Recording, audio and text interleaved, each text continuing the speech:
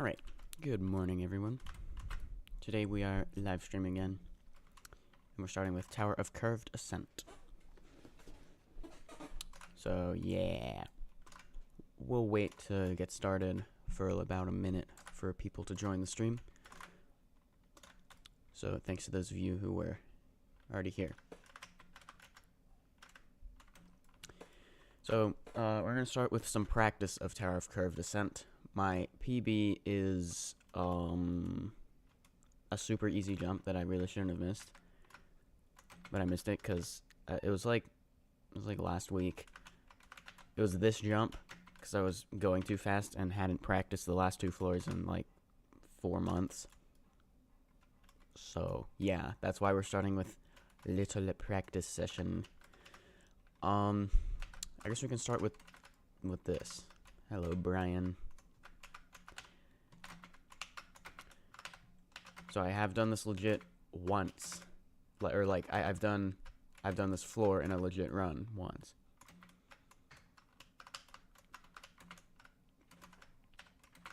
I've gotten to the floor like 4 times, but I failed them 3 of those times. Yeah, of course. Well.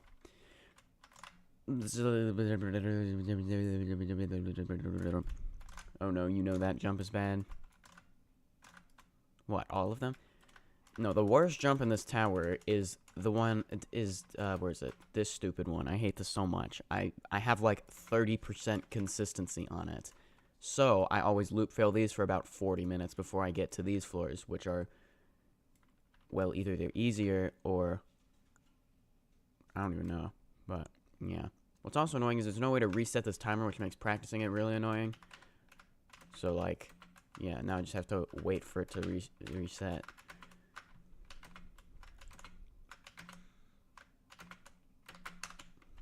Okay, let me not do that jump like that. And also wait 40 seconds. Okay, so in the meantime, we can go practice floor 9, I guess. Okay. Now, on this thing, what you can do is you can do that and then wait for this to go to the end and then just, like, stand inside it and not take... Apparently, we don't take any damage anyway. Nah. But that's such a cringe thing to do. So I'm gonna do it as intended in the real run. It's not that hard anyway. Yeah, see, you gotta get to here. That's like the safe spot. Then it's not very hard after that, for now. And then here we get to my PB jump, which if I just know what to do, I feel completely good about that. I kind of hit the wall a little bit. Yeah, okay. So kind of this is just like a refresher of these last 2 floors, because I haven't practiced them in 3 months. And that's why I failed that easy jump on a legit run, which is now my PB. So, yeah. There's a very real chance I could beat this today, which will be my 5th soul crushing and 2nd hardest. Then after that, like the next soul crushing I'll do will be Tower of Rough Endoplasmic Reticulum. That will be my 6th soul crushing and new hardest. Yay. Okay, before we do floor 10, let's do floor 8 again.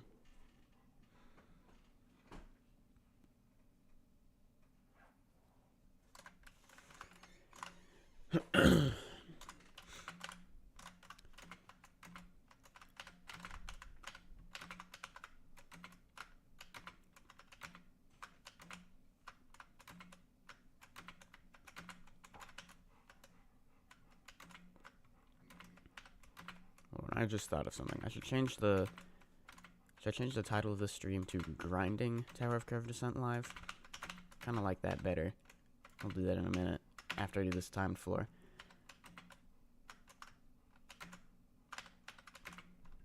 Okay.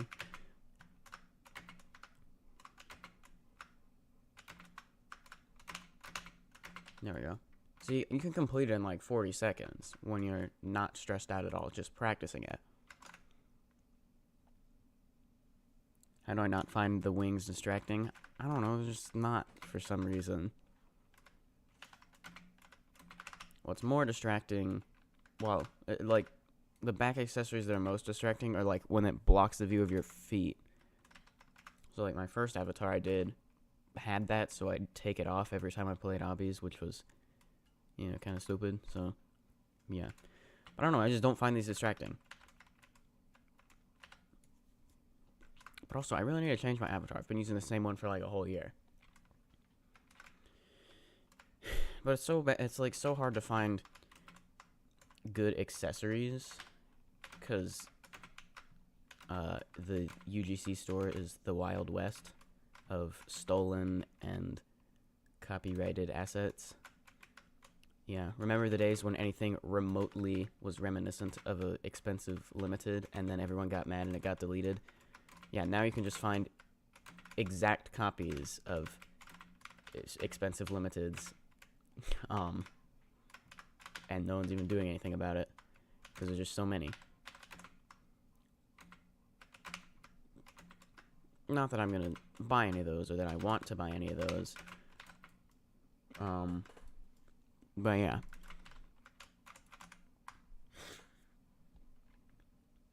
If you do it in-game, please don't forget about the morpher at the start of floor 10. Oh, yeah.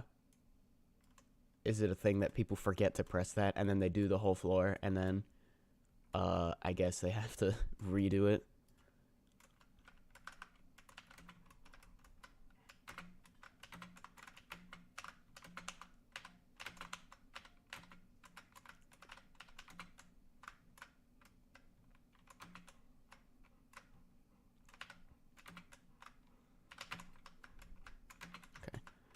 Yeah, that jump is easy. I'm not too concerned about that now that I just, like, I didn't realize the truss, like, continued down, so I went more to the side. So now that I just know that, and I know how to set up the jump, well, maybe not so much set it up, as just do it right.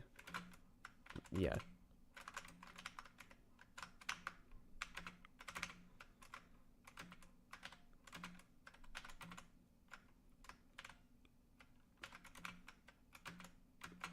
Bloopsie. Okay, yeah.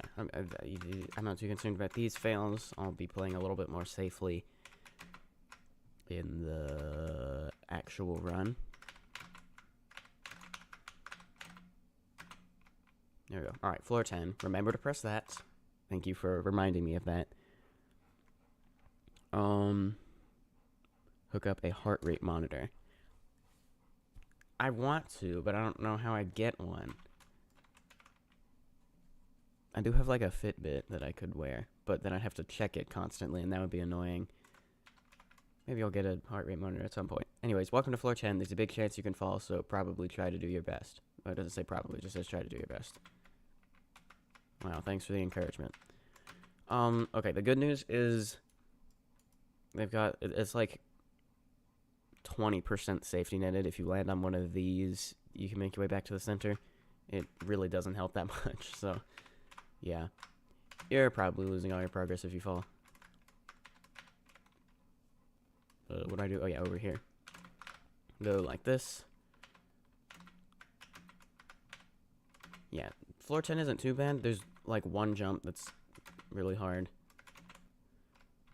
It might be like maybe the hardest or second hardest jump of the tower after that really stupid one on floor 4. Let me redo that.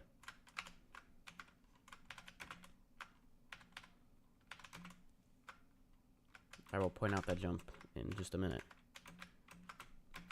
Alright, then you go over here, and on these bouncy platforms.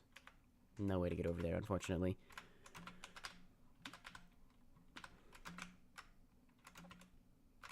That's the wrong, okay.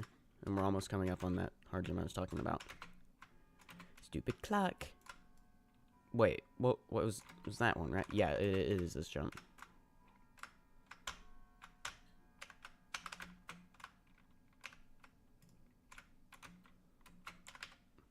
Yeah, I don't know. It's kind of up to opinion of if it's easier or harder than the one on floor 4.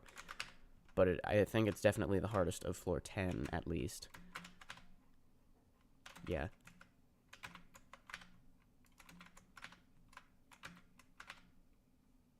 Alright, don't jump down in that spinner. It's tempting to do that. But no, you go up here. And up here.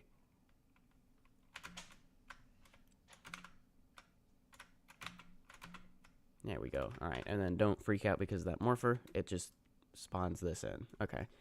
Then, final stretch. Welcome to the finale. You have quite a risk of dying here, so I wouldn't mess around if I were you. That does disappear. Okay. That is very good to know. So make sure I get on that platform. Glad I learned that in the practice place before, before this happened. Yeah.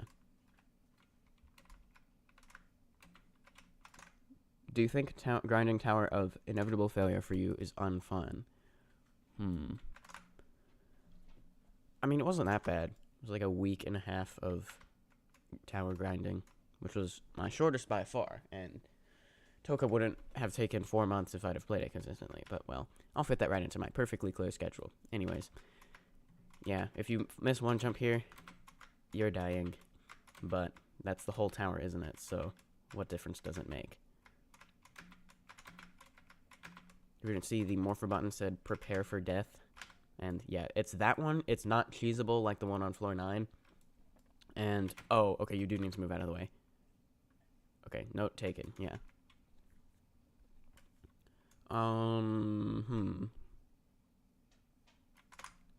Will you guys remind me to get some screenshots as I play through this tower, to use in the thumbnails for the video? Like, the thumbnail I set for this stream will be one of the thumbnails, but I also want 2 more. So, I guess that would mean I need, like, 3 or 4 more screenshots. You know, for the test and compare thing. Oh, also, speaking of making thumbnails, I made 3 thumbnails for playing Requested Towers 18, which is currently just, like, unlisted on my channel. And after I'm done with the stream, I will post it, and you guys can go watch it. I'll try to actually remember to say that at the end of the stream. But, yeah.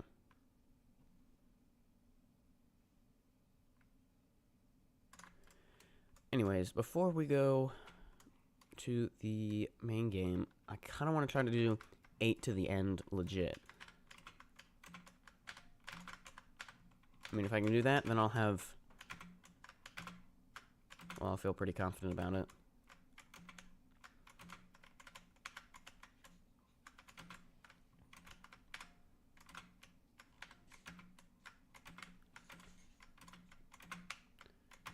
What's definitely going to be harder about this is getting to floor 8 than actually doing floor 8, because of the aforementioned stupid trust jump on floor 4. But I am also going to practice that. But it's like hopelessly inconsistent. Practice really doesn't even help that much for me. I don't know. I've tried to find a good consistent strat. It's been mildly successful at best.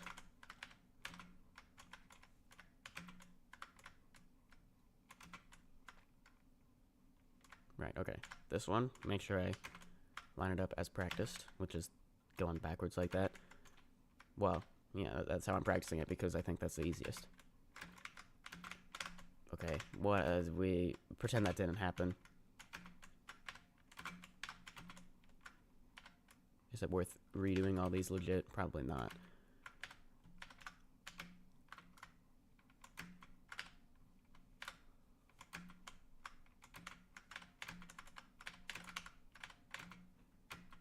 Alright, and there's floor 10. Press the button, even though I already did, but just need to remember to do that, so may as well go through that motion.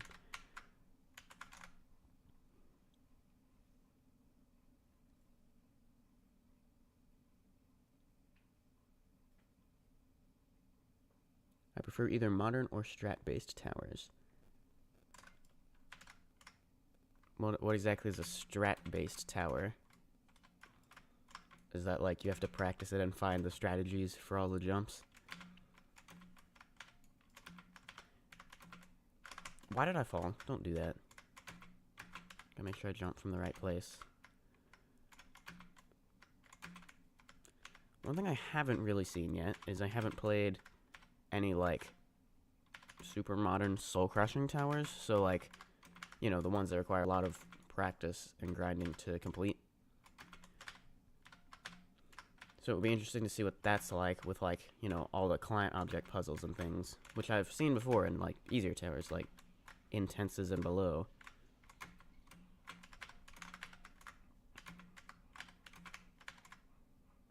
But, yeah.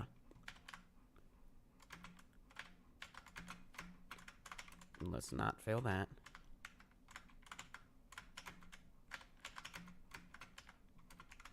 Right, it's not even the end. Oh, there's one of those over there. Interesting. I can take an unnecessarily harder jump if I wanted to. Alright, then we got the final stretch. Make sure I don't stand on this more for when it resets, which it will after the timer runs out. And then this one.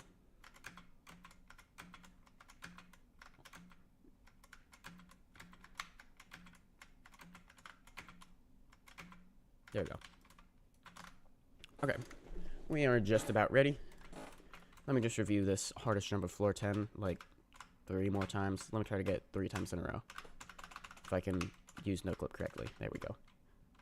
Okay, so if I just make sure I line up right on the edge there and then just wrap around correctly. Yeah, that's so much easier, in fact, than the one on floor 4, which I will practice it. Okay, I already messed that because I didn't line it up properly.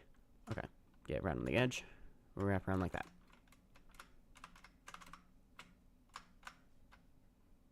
Come on, here we go. Get right on the edge, and I pressed space too late, apparently. Can't they have safety net at this one jump? Put one of those. Apparently not. Anyway, there's one. Okay, apparently the hardest thing about this is just using no clip to get onto the platform to jump off of. Maybe it'll be easier to get on that one. I wrapped too far that time. I better get all these fails out now, I suppose. There's 2. There's 3. Okay. Cool. Floor 4. Hey, Mr. Roro, is Toka going to be my new hardest? It is not. It'll be my second hardest, though. My hardest is Tower of Thinning Layers. Okay, now where is this abomination of a jump? It's right here. Well, it's this section. Do a couple jumps of it to lead into it. It's the jump off of this truss that makes me want to commit assorted war crimes. What I've found to be somewhat consistent is to line up my mouse cursor with the edge of the stud and then look like there. And then I just gotta like press W, A, and Shift and space, kind of in like a certain motion. What was it exactly? It's kind of just muscle memory. It's like my password. I couldn't tell you what it is, but I just type it in with muscle memory. It's probably not good because I could. Anyway. So line it up like that. Get a little bit more on the side. Yeah, should be good enough. Look like there. Wait, no, there's no W. Just A space shift really fast. But not too fast, because if I press shift and space at the same time, it'll truss flick me. And then I will, well, that wouldn't work here. I just hit the ceiling, then fall to my death.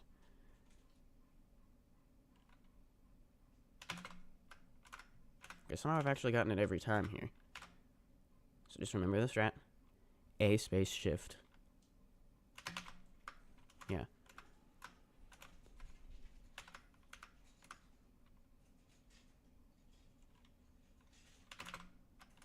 Yeah, so pretty much the way the loop failing goes is I'll loop fail up to that floor, or up to that jump, like, for 30 minutes. And then as soon as I get past that jump, usually I make it to, like, there. So, like, I'm, like, 100% consistent on this.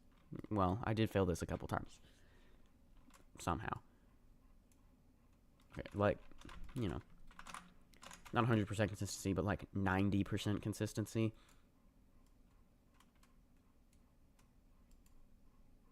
But, yeah. And most important thing is probably just don't get in a loop failing cycle. For good measure, let's do the funny truss jump one more time. Okay, so get right on the edge of the stud with the mouse cursor. Go like that. And then do the motion. There we go. I suppose just saying it aloud, you know, so that you guys can know it, and so that I can be sure of what the official strat is. Let's say it one more time. Okay, go in first person and get my mouse cursor to be on the right edge of the stud. Point towards, like, the inner, like, outline of it. Then go A space and shift really quickly in that order. but not too fast so as to... Dang it.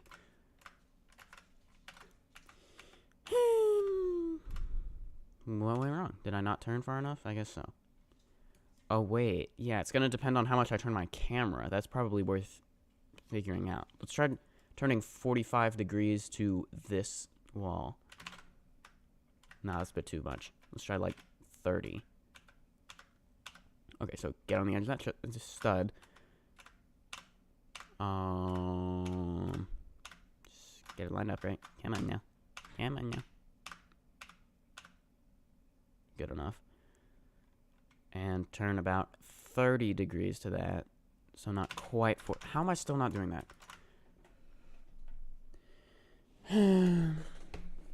We spent all that time. And now I'm just failing it a million times again. Because of course I am.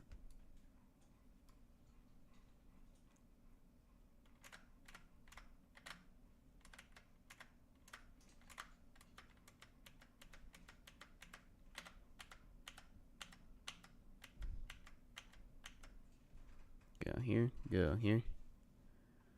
Yeah, no, I wasn't turning like 30. I was turning like 10. If I can get it 3 times in a row, it will be good. I hope. Oh, who am I kidding? I know I'm going to miss this. There's 2.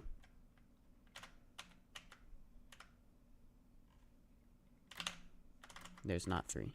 Because of course it isn't. So now we have to restart.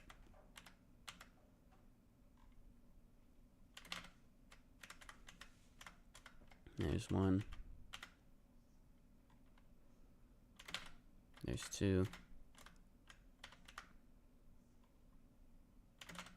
There's 3. Okay. Let's go to the real game now. By the way, my droids are on, so you guys can join me. I guess I can send the link to my profile. Here we go.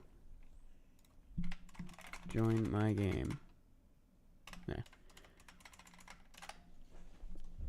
Can you pin multiple messages? No, I would have to remove the other one.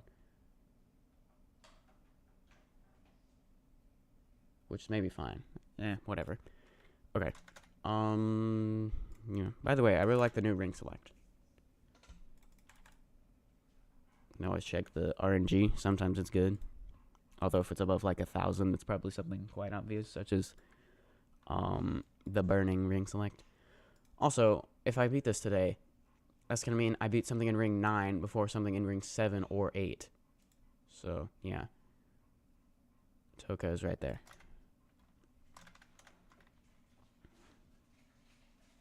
Or do a personal server?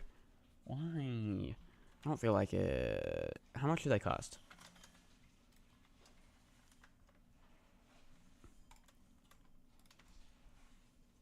Yeah, I have not spent Robux on anything in like a year. I think the last thing I bought was the gold track for the hunt last year, which is how I got these wings. Or no, I did it for the classic event. That was the last thing I bought with Robux ever. Anyway, Tower of Curved Ascent. Let us begin.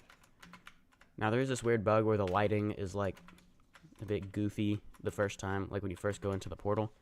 But I'm sure it won't be long until I fail something and then I reset the run. Plus, it's not that bad anyway. Okay. That jump is super annoying too, but it's luckily like the 5th jump, so whatever. Okay, let's jump to here. And onto this truss.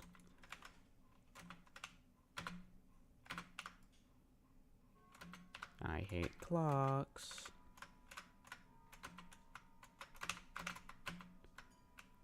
Floor 2.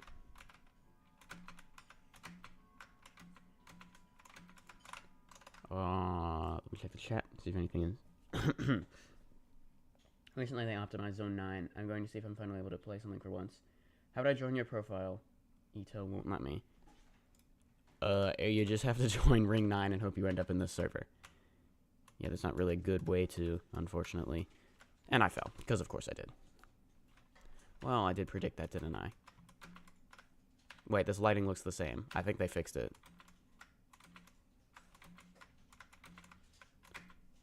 I don't know, it was like a bit redder on the first. like time, which looked a bit like this, but I don't know, is it supposed to always look like that? Who knows? Also, I'm lagging. Why am I lagging? The FPS is lying, I tell ya.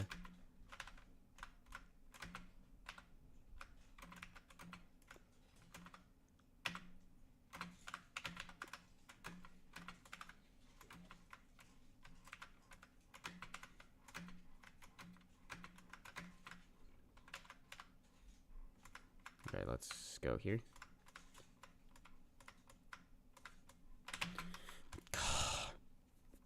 This is why I hate trusses. Every time there's a truss. Like, bro, has there ever been an annoying jump that's not been a truss? That's so loud, and it's gonna do that for so long. I can just never escape the background noise when I'm streaming. Maybe this is why I record my videos at like 1 a.m. because it's nice and quiet. But if I stream it anywhere past like 5 p.m. for me, then it's like 3 a.m. in Europe. So, yeah. Boing.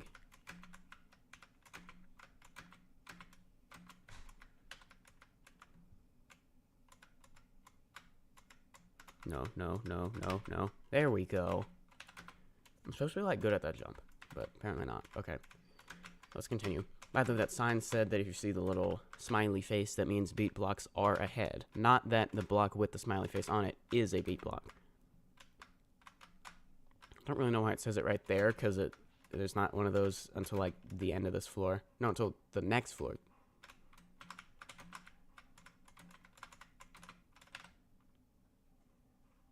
Yeah, this is one where you gotta get the 2 buttons. That sign explains that you need to get the 2 buttons in as many words as possible.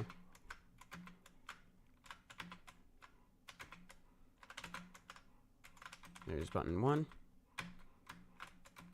Well, I'm not sure what happened there. There's, well, not quite, it's button 2. Apparently I can't ladder flick. At least I saved it. Kind of.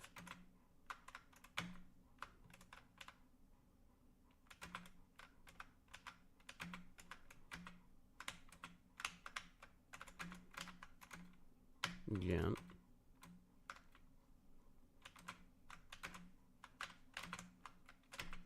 There we go. Okay, then we got this. Usually likes to jump off of it, like, right as it begins to speed up. That's what I found to be the most consistent. And then here, wait for it to go can't collide true, and then wait, like, half a second to 1 second, and then go.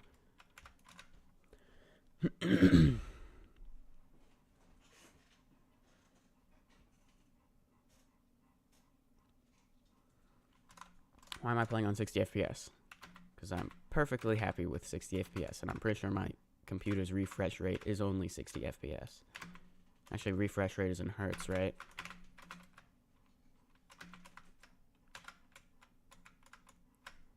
Yeah, that's how many times it refreshes per second. Wait, so that would mean I have a 60 hertz monitor? Aren't monitor hertzes up to, like, in the thousands? I could be completely wrong about that. I don't know. Okay, anyway. Here we go. Let's hope I do this stupid jump correctly. I did. Let's go. Alright. Usually, landing that jump precedes a good run where I make it pretty far.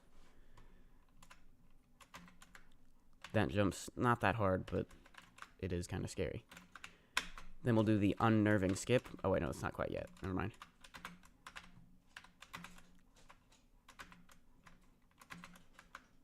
No!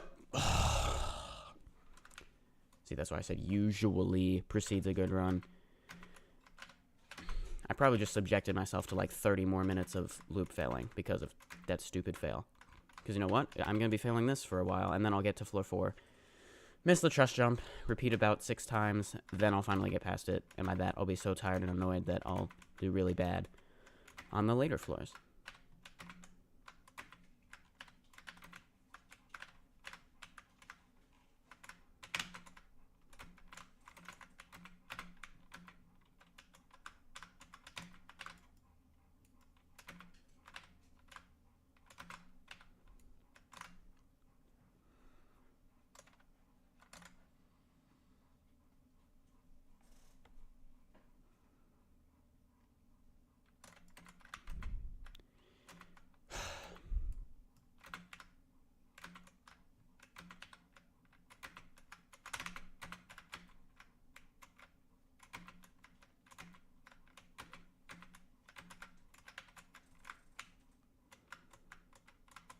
Now, is this stupid truss going to be annoying? No. Okay. Now I just have to hope the other one isn't going to be.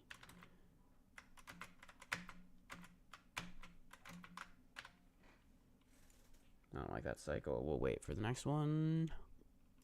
Where the wraparound spinner is a bit more out of my way. There we go.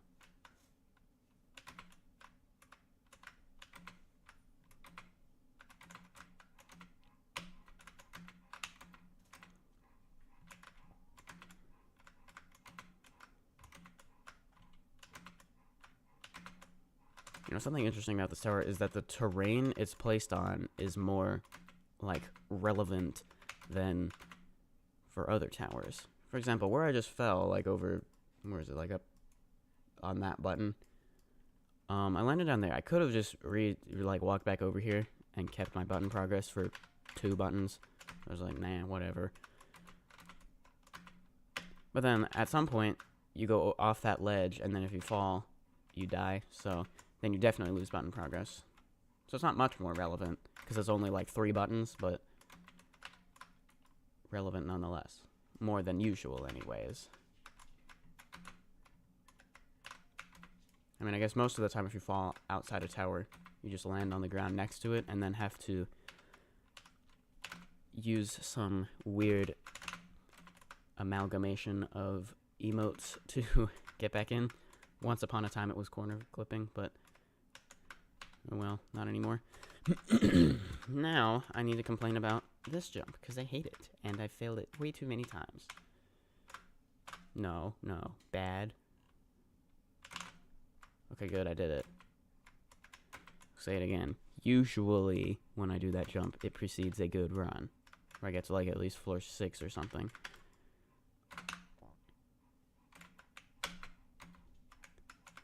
Let me try not failing in a stupid way this time.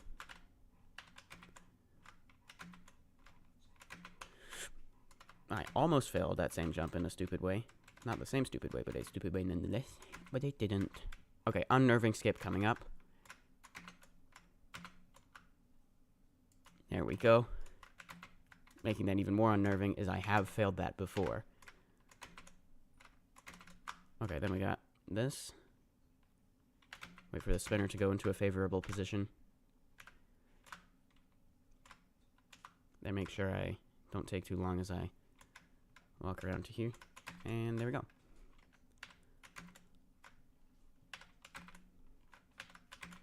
And then this universal thing spins, so get it to spin a little bit less. There we go. How did you come up with the name Shark Noob 2001 and Roro Studios?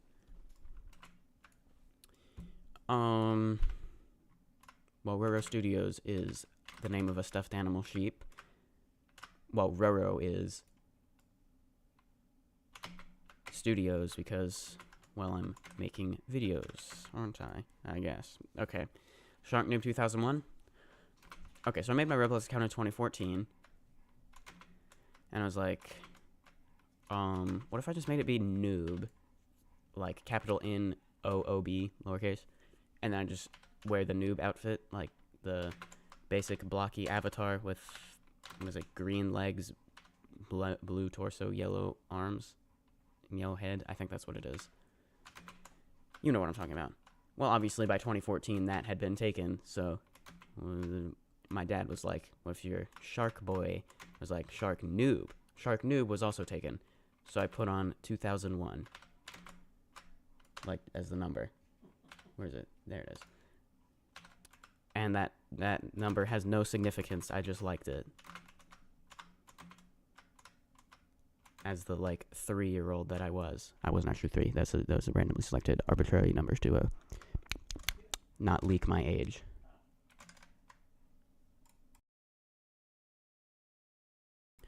Anyways, okay. I need to focus up here.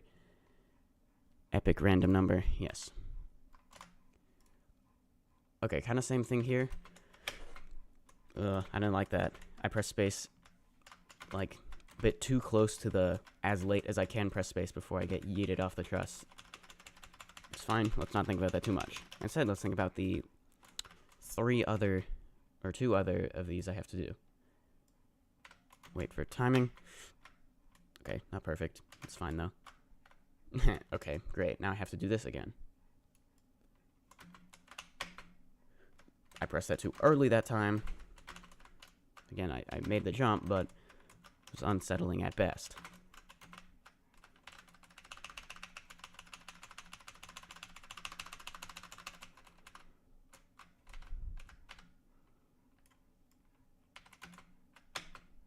This floor is surprisingly loop failable. Mainly because of the hardest jump on the floor. Well, like, on one attempt one time, I did, like, loop fail it for, like, 4 minutes until eventually I missed, like, one of the conveyor launches. Yeah, this jump is the hardest of the floor, because, I don't know, I always do it slightly wrong, and then, yeah. Hopefully that's good enough. There we go. Yeah, you, like, hit your head, so it's hard to land right there. Okay, then this conveyor launch. There we go. Read the chat again before I continue. You should try playing without a timer. It's less stressful. Scared of leaking your age in the small 25? I mean, you guys probably know it approximately. You could get it within, like, a year or something. Feel free to guess it in the chat, and, I won't tell you if it's right or wrong.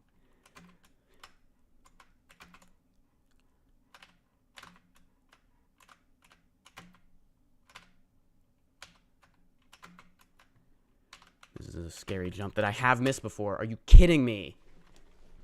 And just like that, we may as well have just started grinding this today. One singular jump and I just lost everything. 7 minutes of work just gone.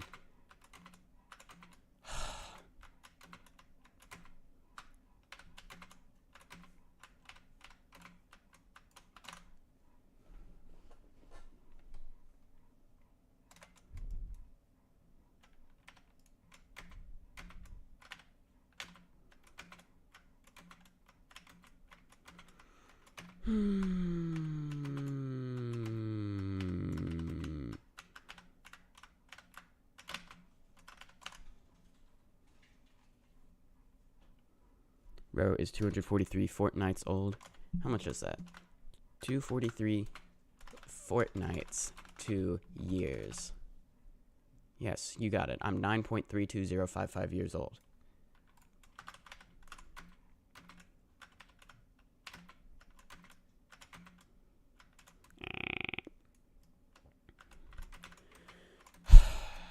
It's gonna be like, it could be up to like an hour before I get back to there, because I'm just gonna loop fail these first 4 floors for a long time. Well, no, if an hour goes by, I'll give up and go do the next thing, which is Citadel Laboratories building, by the way.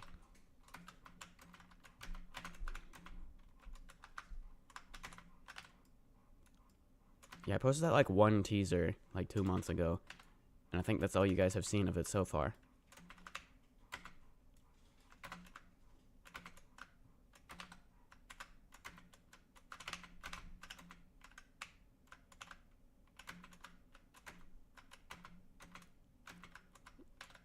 If you didn't see that, I guess you could just search in general or tower development. I forget which one I put it in Roro Studios Discord. Citadel of Leon Laboratories teaser, and then you should find the video. Or I could just send the link to it. How about, well, no, because I want you to keep watching the stream, so whatever. Anyways, there's this one like cutscene thing where it says SMToH presents Citadel of Leon Laboratories. I don't know, that seems kind of pretentious, so it better be a good tower, like super good, so as to make up or like, you know, live up to the expectations you'd have after seeing SMToH presents Citadel of Leon Laboratories. I fell, dang it. So, you know, it better be good, basically. Because otherwise, like I said, the intro thingy seems a bit pretentious.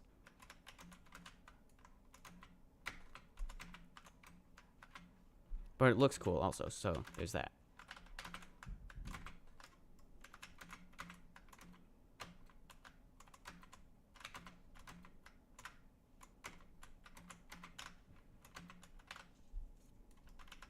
Okay, wait for that to go visible.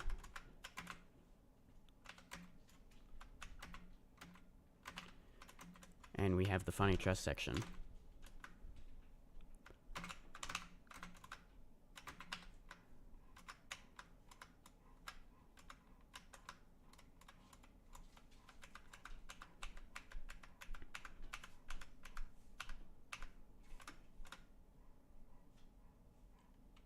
Does he miss the jump? He does not.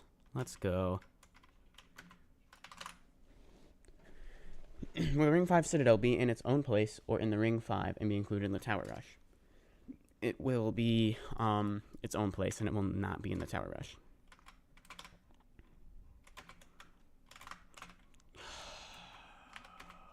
You know exactly where a fail like that is going. I'm going to fail this trust section, most likely the stupid jump. And then we're going to do several more minutes of loop failing before I rage quit and go do the next thing. Which, by the way, is Citadel and Laboratories. Stop lagging. You know, I guess I don't have to line up exactly with the stud.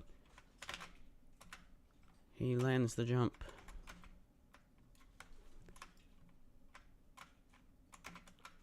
There we go. That's more like it. If you had one wish for anything, what would it be? Why, infinite wishes, of course. There's no... yeah, there'll always be some way to cheat the system and get infinite wishes.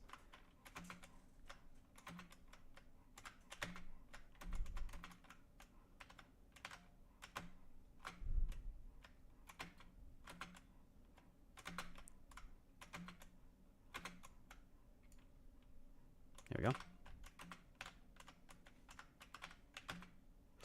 Ugh! Why can't I just do this stupid tower? Every time. I practice up like floor 8, and then I just start loop failing jumps I've never failed before in my life.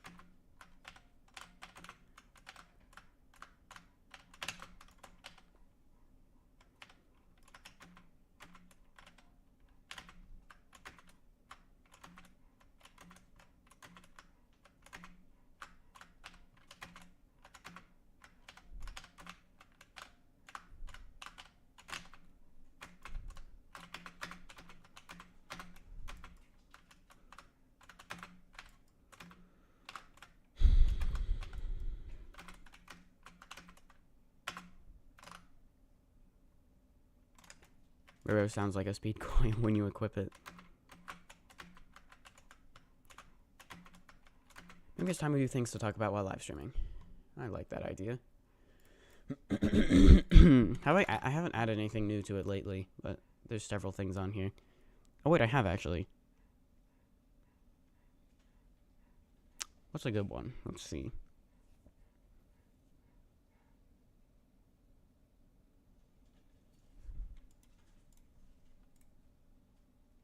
Bro needs to read chat more. Okay. Toka clip farm stream when?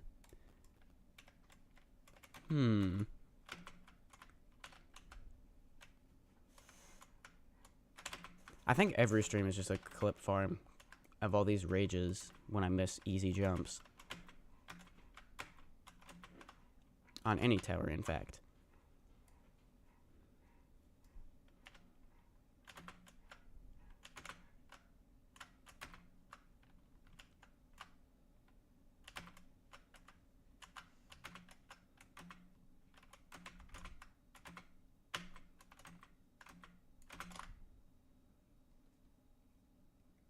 Bro, have you loop failed these jumps before? Ring 8 stream, ahem, ahem.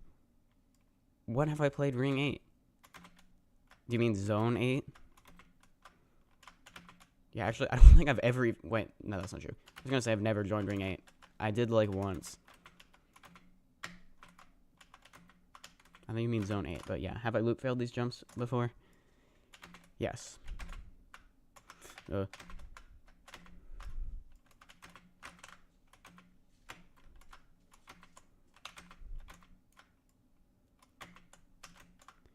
And look at that, we're back on floor 1 with a little bit of button progress. Hardly helps anything, though.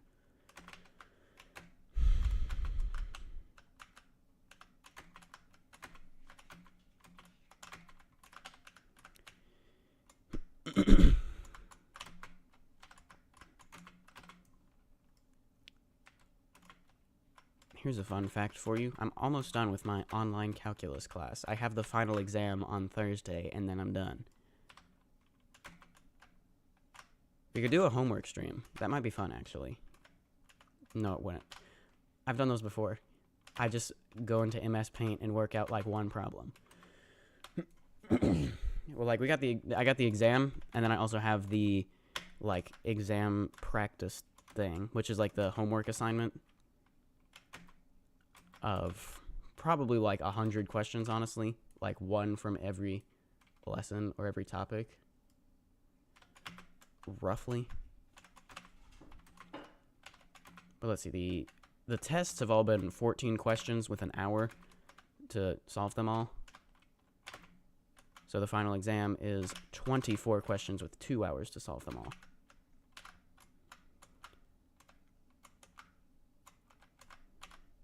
And I actually have a perfect score in the whole class. Yeah, I got like all the bonus points and everything, except one test that I got a 102.5 on instead of a 105. I almost walked off that. Okay.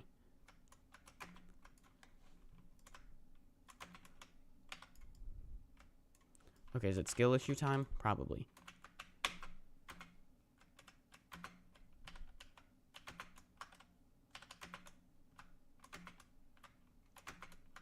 And I will read chat again in a second. There we go. Okay. Why play Ring 2 when you can play Purgatorio? Are they ever gonna do Purgatorio? Or is it just never coming out? But also, it's gonna be so sad when Toast is gone. I almost felt that. That would have been bad.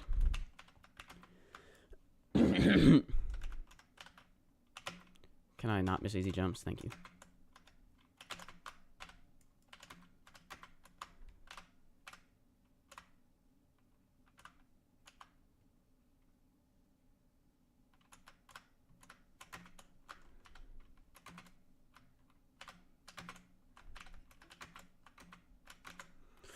No, no, no. Bad, bad, bad.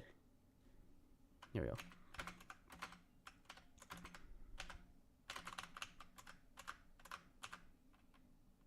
Wait for that to go away.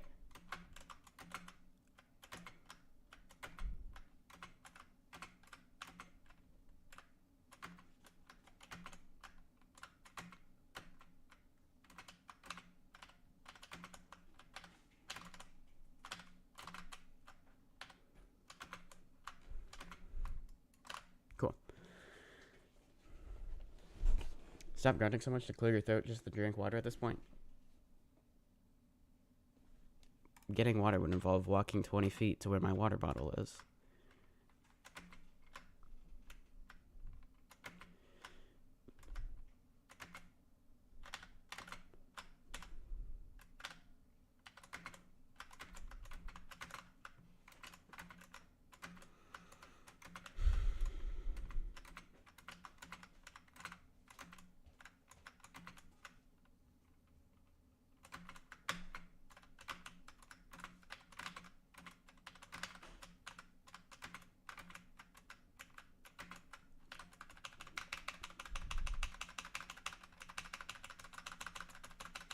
You know, something I thought about doing was, what if I tried to speedrun and get the world record for a tower? That could be fun.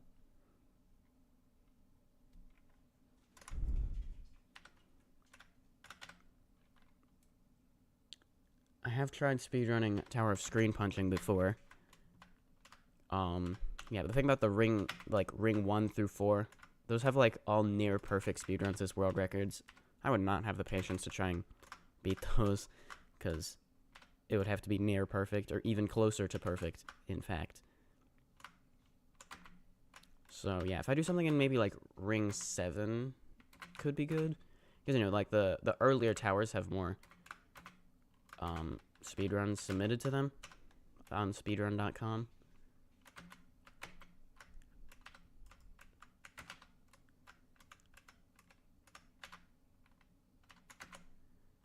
But also go too far, and you have the ones that have, like, no submissions.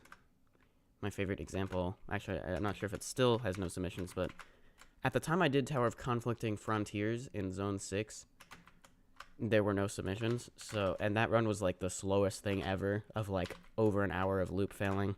Well, the run was over an hour. The loop failing the final 2 floors, which are like soul crushing for some reason. That was maybe like 30 minutes of that. Thank you, I didn't miss that easy jump that time. PB for the day. I should probably focus. Let me finish this thought though. Yeah, if I submitted that really bad Tower of Conflicting Frontiers run, it would technically be the world record. Anyway, focus time. After I read the chat. Speedrunning is just unreal. You have to be so quick and memorize every pattern for speed. Guys, how do I get good? Toga gets extremely consistent the more you play, and you probably know this, but for 8, you don't need to rush. I don't know, I keep missing the time by like 1 second when I try to take my time. Did you see that fail I posted? The clip farm result? I put this in the Discord somewhere. I missed the time, like I jumped to the teleporter. You can't see it from here, never mind.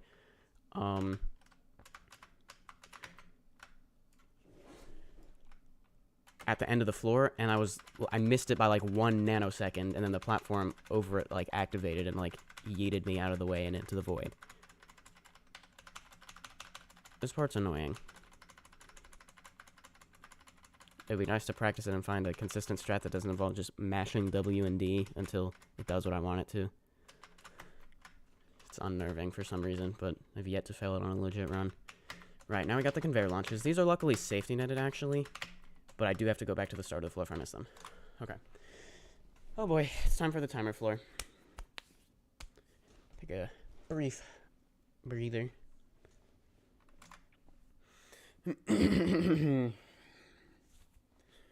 Roll my sleeves up. That probably won't help. Yeah, now they're just sliding down, and that's going to be distracting. Okay.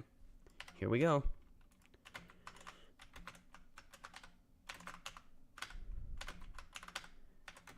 Now, the timer isn't crazy lenient, but you do gotta go. There's no time to waste.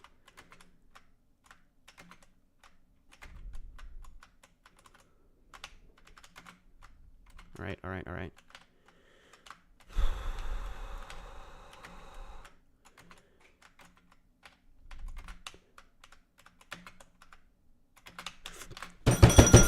Why?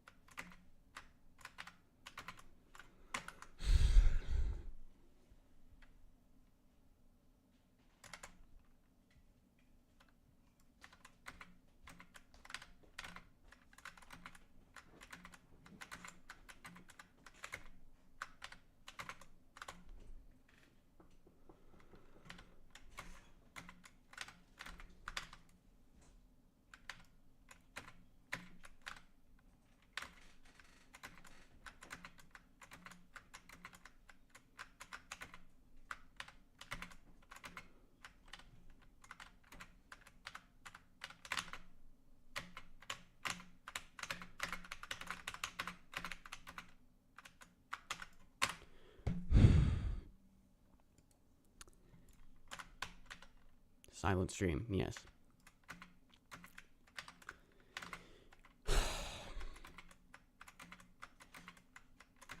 Those jumps are the types of jumps that I would only fail on a legit run.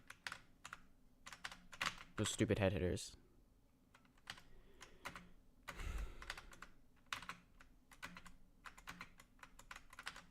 And now I'm just loop failing floor 1. I don't think anything more can good from this grinding session.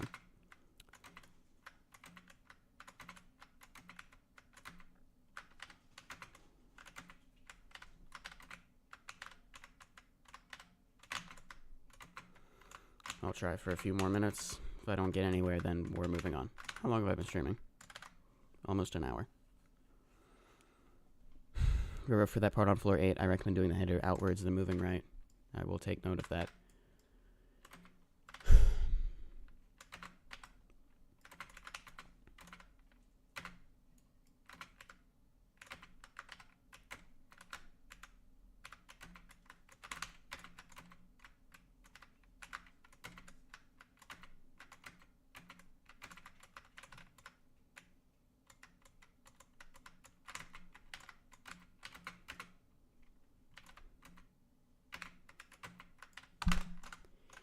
I give up.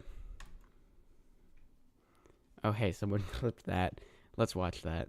You guys can't see this, I know.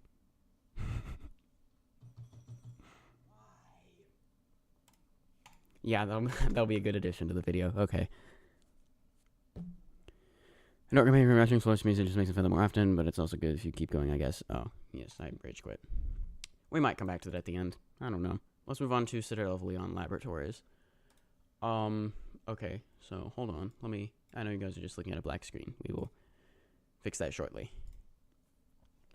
While Roblox Studio loads up, did I type the description for this?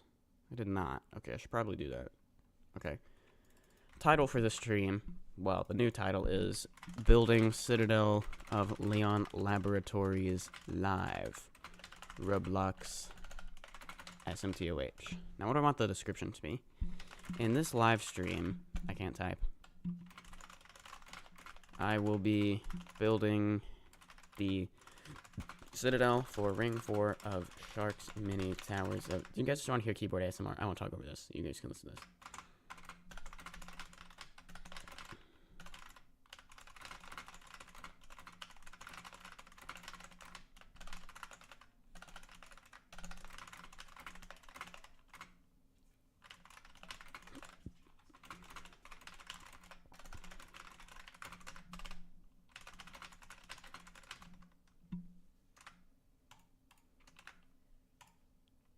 Okay, I finished typing it. I'm getting the link to SMToH now to put in the description. Where is it? Here we go. Okay, and then I also got to update the thumbnail. Luckily, I made that ahead of time. Here we go. COLL stream.png is the file name. I think I gave that. Where am I going to open COLL place? Honestly, I don't know. Okay. Let me, change some things real quick. There we go. Okay. Now, let me go to window capture in OBS. Change that to this. There we go. Okay. So, I've added quite a bit more since the last time, or since that teaser I posted.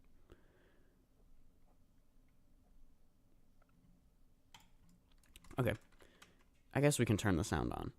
Yeah, it is quite good. I will need to change desktop audio though in OBS. Okay, you guys should be able to hear that now. But if I alt tab out, it goes away. So yeah, that should be fine volume. I hope. If it's too loud, let me know. Okay. So you start by pressing that, which gives you a push box.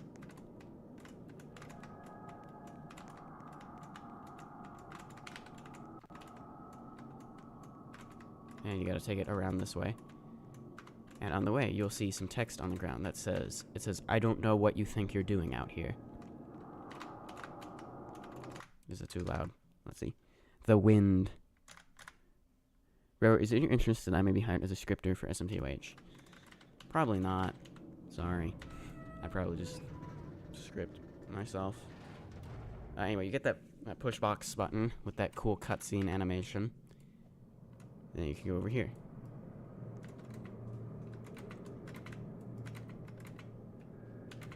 Yes, I was really going for atmosphere on this first, opening outside, the pre-floor 1 outside. And I use the stud texture sparingly. Then here comes the pretentious cutscene animation.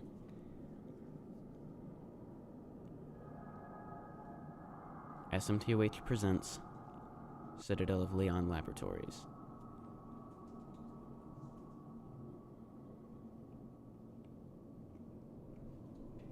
As you ride along this conveyor, and then the Citadel comes into view.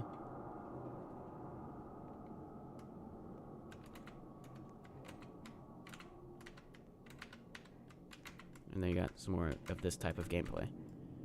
Some falling parts, and then you want to jump over to here. And that happens, with a cool sound to go along with it. Why am I lagging so bad? Also, I made that jump. Why did I do that? Then you want to hit that to open that door. Do some head hitters, and I fell. Why did that just happen? More falling parts. Shadow block. Loose platforms.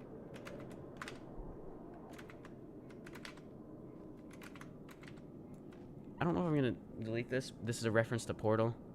It says, I know you're there. I can feel you there. Right, the sound goes away, and that really breaks the atmosphere, doesn't it? What is the difficulty? Intense is what I'm going for. Ring 4 technically isn't finished yet. We got the Ring 5 lobby before finished Ring 4. Yes, this is true.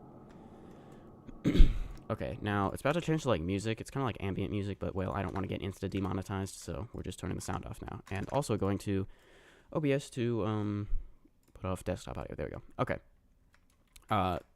You could ignore that. That's just for testing purposes to get the desaturation without having to go all the way back to the start. Okay, so now you're inside the tower. And we got some shadow blocks as before. Boing, boing, boing, boing. And again, I'm using colors sparingly too. Pretty much it's just like grayscale colors plus red. Specifically that shade of red. Yes, and as you do these first 2 floors, oh, by the way, that button opens that. It has references to, yeah, I'm nerfing this stupid trust jump. It's really annoying. Yeah, just pretend I did that. It's about to get deleted. But yeah, there's like references to Island of the Forsaken Towers. Pretty cool. And those things are tilting platforms you just push out of the way. That will do that with a cool sound effect you can't hear. Hold on, I could just mute the music, actually. And you could hear the sounds, but, this thing also spins. I haven't done anything with it yet, but it does do that. And you go this way. Boing, boing, boing, boing. Another tilting platform. More truss flicks. Go like that, like that, like that. And into this tent thingy. Which is apparently harder than I think. There we go.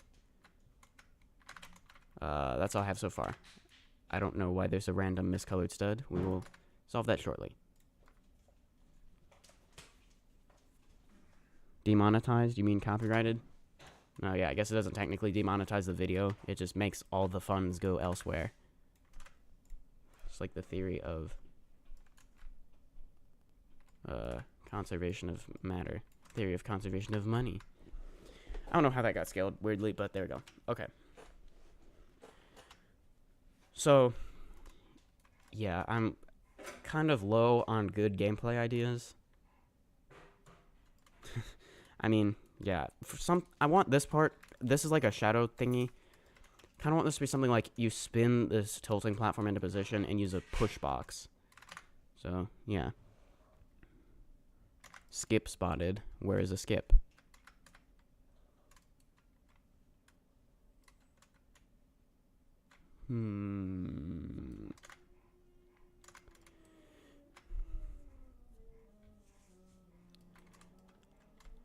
Well, okay, so can you make that jump? I don't think you can. Yeah, I don't want you to be able to make that jump, actually. Let me go play here. Are you aware that SMToH has self-insert storyline? No offense, of course. Yes, one stud poles, you can climb on this thing. Ah, okay. You actually can't. I thought of this. So you can't do that. Oh, wait, actually might be it. Let me just move this down. Which, by the way, that's the ring 9 emblem, I think. Yeah, these one stud poles, you would be able to climb up them, but the bottoms of them are can collide false.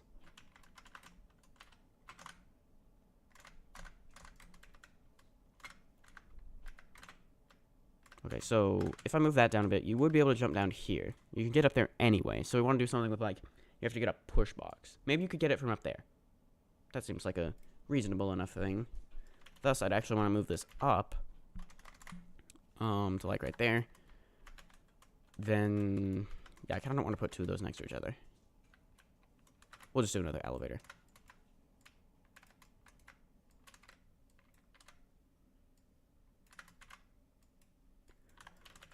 Yeah, you get over there.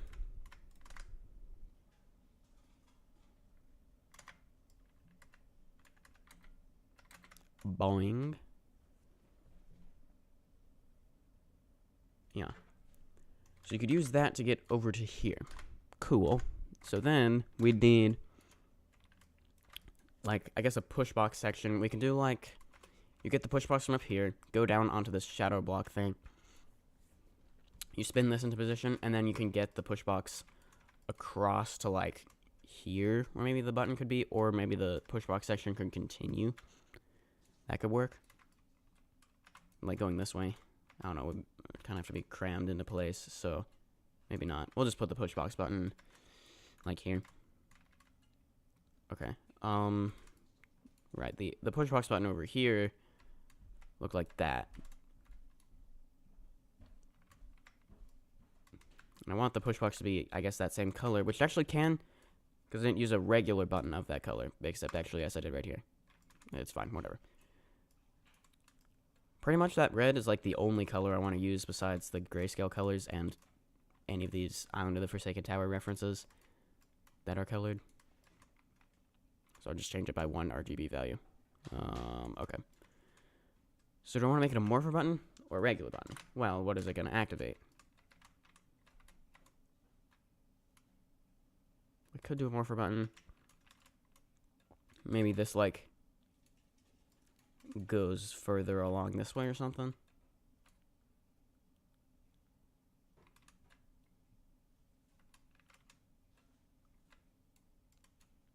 Maybe, like, one of these metal plates goes like that. You can maybe respawn the push box, and then you have to take it along there. We could do, like, an extended push box section.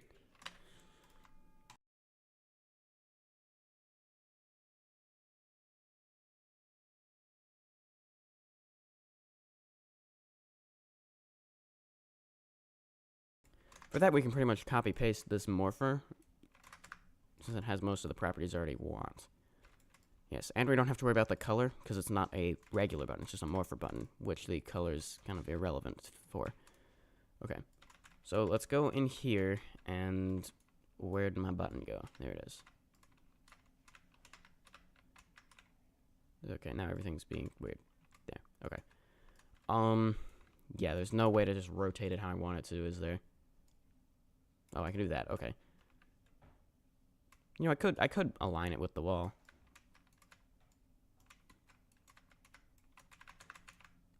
Yeah, actually, I kind of like that. Okay. So we'll go like that with a base of that red color, so that it matches the color that the push box is going to be. COLL frame showcase. Yeah, so I could not tab to OBS and then break everything. Yes, so it goes to like a pink color, reddish color.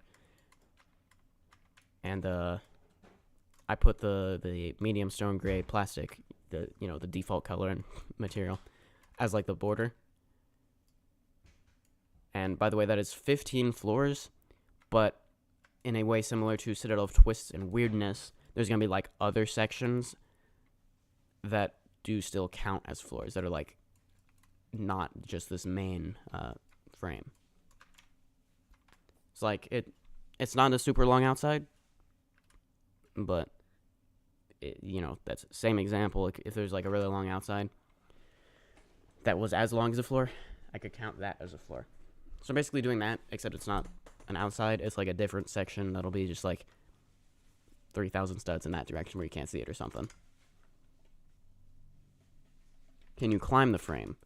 At the moment, you can. I'm probably going to reuse a mechanic I did in Tower of the Planets, where I put a max slope angle changer on here, so that if you land on this, then you just like slide down the frame back to the bottom. So, yeah, I've already done that, so that should like literally just copy and pasting the custom client object. So yeah. Also, that is definitely not lined up.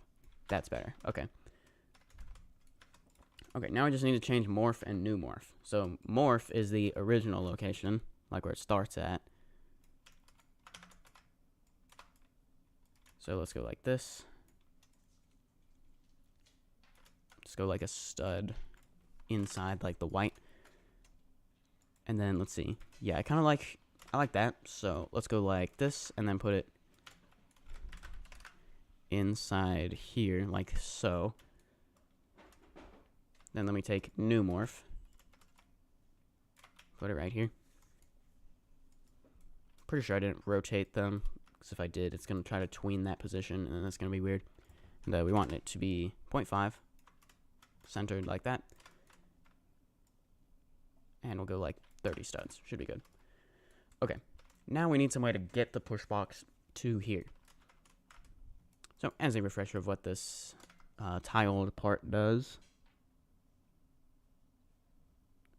when is the lava rising section going to start? That will be at the end. It'll be kind of the final challenge. Will it be punishing or forgiving? Forgiving, yeah. Yeah, it is going to be intense difficulty. And there will be some outsides. There's not going to be any, like, extended outsides, though. Yeah, so it will be much safety netted and stuff. So, yeah.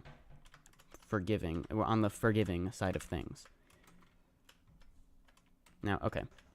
So, when you get this in place, which, when you get that in place, you can do that. So, you can still get up here, but the push box is up here. So, being up here with no push box is kind of useless. But you should be able to get a push box along here. Then, you can get that unstuck if you, like, jump into it. Oh, yeah, you can also put it like that. I guess it doesn't really matter if we put, like, the button maybe here. We'll move it down like 10 studs or so. Should be good. So let me select that, and then not the morpher, but just the button itself. And okay, it's being weird because the world pivot and okay, I don't know what. Oh right, okay. Never mind. Just select these. And that didn't get moved, did it? It did. There. Okay. Take just this. Now I can do that. Move it down to like here-ish. I think that should be good. Then let's see.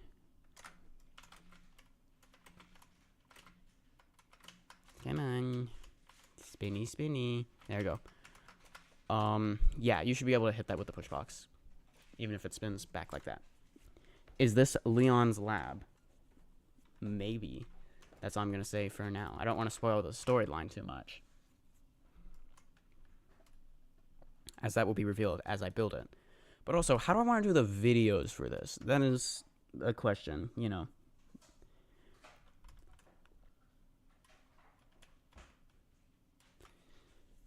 I haven't really thought about that much, because, like, okay, Ring 5... back in the Obby Creator days, I would have done like one video per tower because they're all built by me. But, well, that wasn't at all the case for Ring 5 because that whole video was a scripted, editing heavy, like, hour long how I built everything in Ring 5. Tower of the Planets was mostly episode by episode until like the end, where I did like a post commentary scripted thing for the final floor.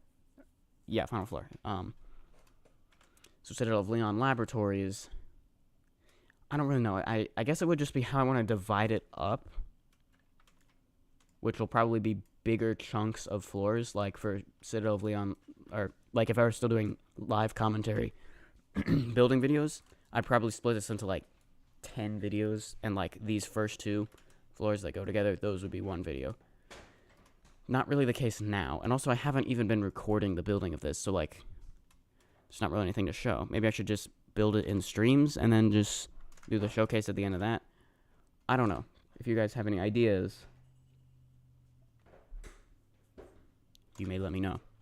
Alright, pushbox time. So let me just take this.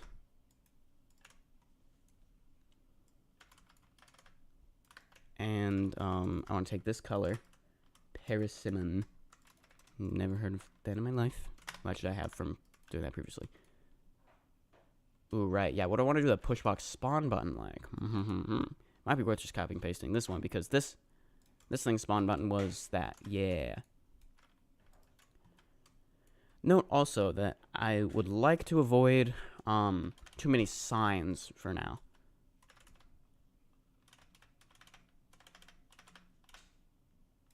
Yeah, let me just delete that.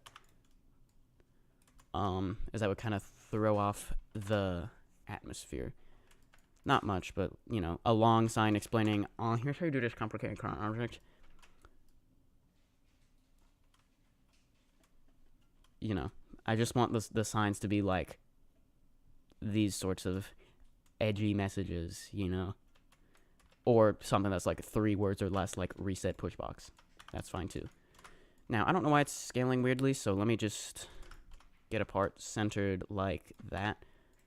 Then take that and set this thing's position to that too. There, now it's centered, but not like that. Is it by like 0.25? No, of course not.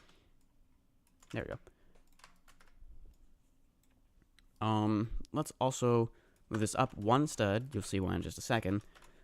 And we'll put this off center. Actually, just kidding. Let's make it 3x3 to be different.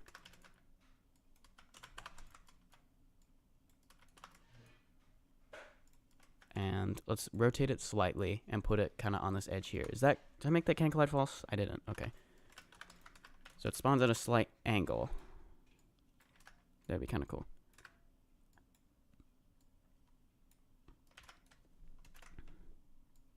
Let's move that over there so it, you know, nicely lines up. Although gravity's just going to put it into a logical position anyway. Now, let me take this, move it over. Let's go 1 stud. It's right there. Cool. Let me go down here to the palette where I've made a part with a tile texture. That way I don't have to just add that a million times. Though I will have to remove it in a couple places. Or at least I want to, because otherwise it's like pointless. Oh. Okay. Hold on. Let me do that so you can tell it is the tile texture. By the way, if you want the ID for this, you are free to use it. I made it in Photoshop in like 10 minutes, so there's the ID if you want to steal it. Wait, you can't even see that. You can see it there, though. It's that, 506-3475-771.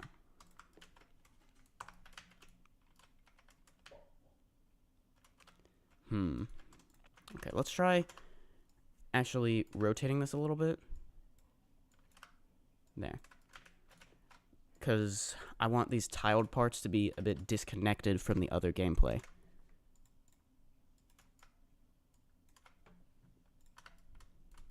Notice that, for example, this was floating, like, not touching any of these other textures. Same here, in fact, there's a small space there. Same here, in fact, there's a small space there.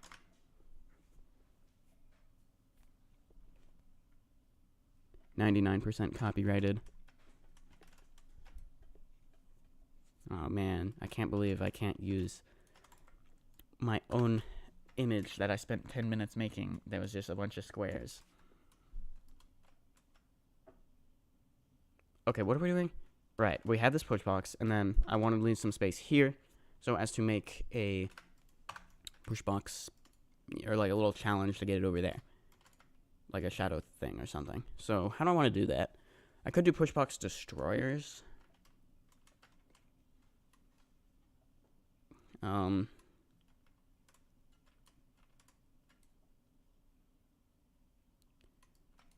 But that would involve going to like Tower of the Planets to get the exact color of them I want, so I'm too lazy to do that. And also, I wouldn't really be able to put pushbox destroyers on this part because of the morphers, so I'd have to like, it'd have to already be there, which would just look kind of weird. So I'm thinking, what if we do something with the tilting parts? We can like take this and put it on here, but then move it up slightly so that it's not, or so that it's disconnected from these other materials. One thing that is certainly going to be annoying about using this texture is having like, with the size I have set, wherever it is, the one that, like, how big each time it repeats the image. You know, like, if I do this, then we have, like, half a tile, and that looks kind of weird. So, yeah. That's particularly going to be a problem for building, like, these, where I kind of just have to deal with it, because there's really nothing I can do about it, so. Whatever. If we do something like, you have to spin these out of the way,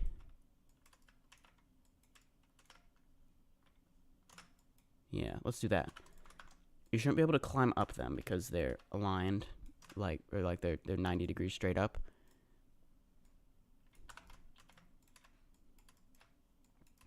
So how can we make this, you know, more interesting than just you have to spin them? We could put like parts that block you from rotating these.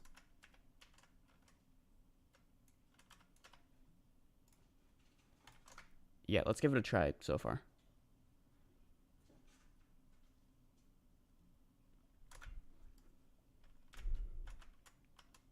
Do you know if any soul crushing is possible damageless? Tower of Thinning Layers is completely purist, so it has no client objects. So it has no kill bricks. So yes. Okay. That might be worth putting like a shadow block there so it doesn't get yeeted off. But anyway, we'll deal with that in a minute. By the way, I know I was saying I wanted to put something here, and now I'm putting things here. Like, I'm just gonna put another, like, tilting wall right there. Okay, so if you get to this point and you haven't yet spun this into place, you can just do that now, and then go up here. And there, that should, yeah, that got the button. It probably should also activate something that lets you get back up there without having to redo all this.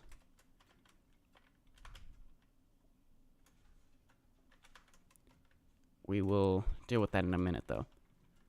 Yeah, that does kind of work. Let's see what it's like using this push box along here.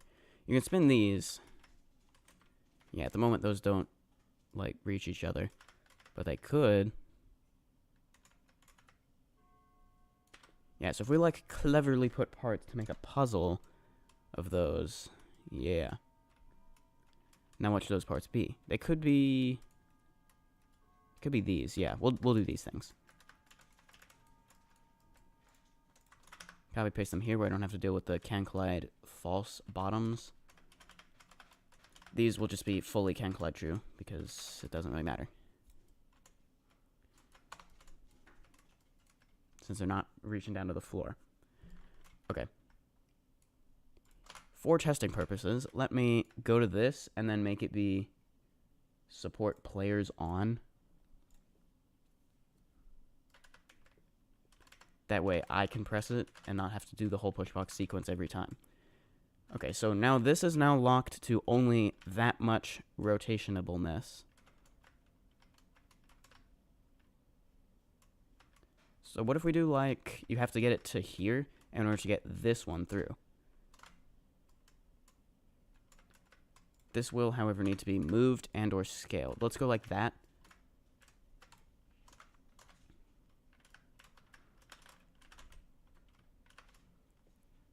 Okay, so if we have it like that, you can't... Well, you can spin this once you get it here. Once you get that there, you can spin this one.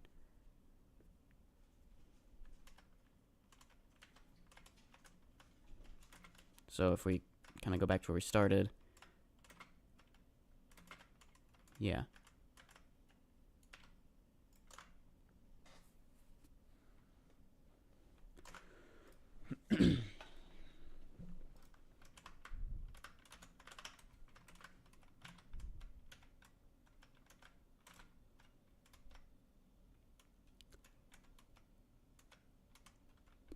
Okay, so spinning it like that doesn't work. If you put this one here, then you can spin this one freely. So let's put another thing that maybe requires that spinning freely in order to turn it. So let's suppose this is spinning around.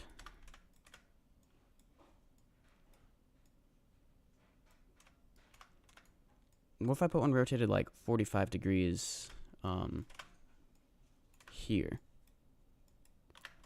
And we'll make it... Well, I pretty much can only do those sizes. This one, it looks weird with that that thing, and only being one tile wide. This is probably too wide, so we'll just go 2 or 3 tiles wide, which each tile is 4 studs, I think. Well, there's no stud texture, so I can't really tell, can I? Yeah, it's 4. I looked on the properties thing. How difficult is the Citadel? I'm aiming for intense difficulty. Not really sure yet of like intense or like low intense or high intense. That's probably gonna be decided until, or it probably won't be decided until I do the full playthrough, and then I can best judge that.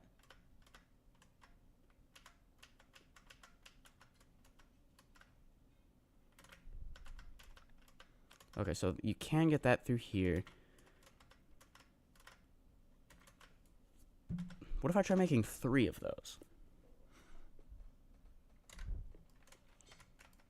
So, like, what if I duplicate this? Put another one, like, here.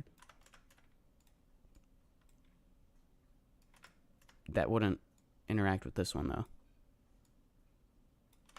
Yeah, okay, if I do that and then just rotate that, like, 45 degrees, that way it, you know, doesn't start inside any other blocks. Let's try that. Press this button to activate that. Okay, so you gotta move this out of the way. Then, how do these all interact?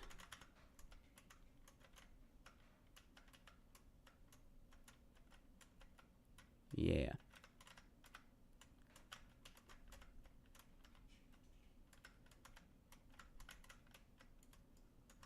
So I kind of got 2 limits to where these 2 can be positioned relative to each other. We got that one where we just were. Then we also got this one right here. Now, when it's like that, you can't get the push box through. Well, until you start going towards the other way. But you can't go too far, because otherwise that's not going to be able to fit through.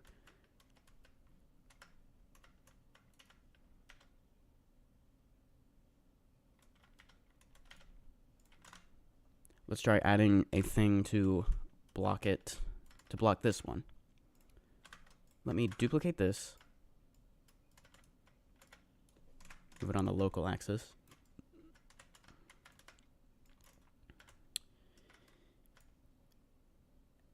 And let's see, this will also block the push box from getting through. So, yeah, I don't have much of, I don't really know what I'm doing here. Kind of just placing things randomly and seeing what works. I have a simple idea for a section, kind of like coals and such. So basically, there's 5 buttons you have to collect, but if you fail on one of the button sections, you restart the floor or section. Okay, like a button collection, but each button is a safety netted thing. I could do that. What am I even planning to do for the next floor? Well, not floor 2, but floor 3, I guess. The next kind of idea that we're doing. Let me look at my Google Doc where I've planned this out, and I won't read it exactly because it will have spoilers that I don't want to give yet.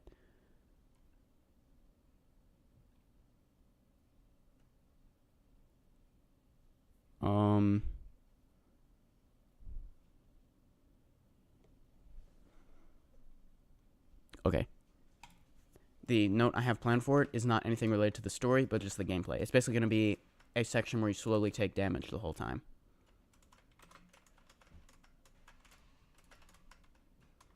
Anyway, let's see what's going on here. So, yeah, if you just start wildly spinning these around, you can kind of fit that through there. This, can it fit underneath here? It can, but then it gets kind of stuck there. So, I guess you can't do that. So, with that in mind, is there any way to get through here? I don't think there is. Let's try it again and see. Because if there is, then I think we've made a good puzzle. Because you got to kind of figure it out how this works. You can fit it through there. It's looking promising. Well, now the push box is in the way. Oh, wait. You can get it through. Okay. Nice. You just kind of have to spin them around everywhere. Then we can do a little bit more on the ending here. Going along this way.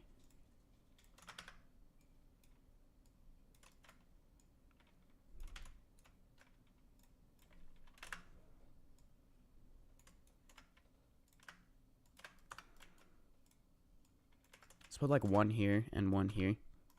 See what that's like.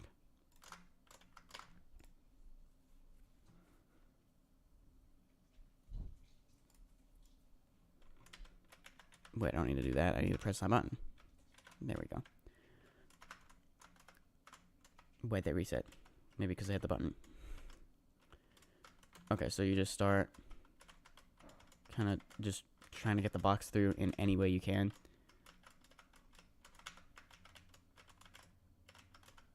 I suppose it's kind of just button mashing until no.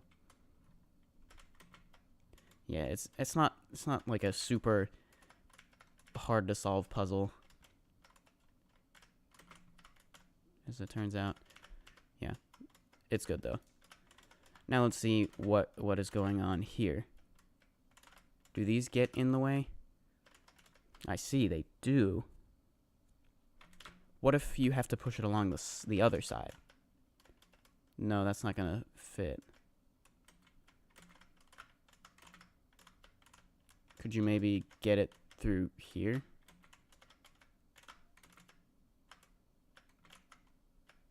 No, then that just gets stuck.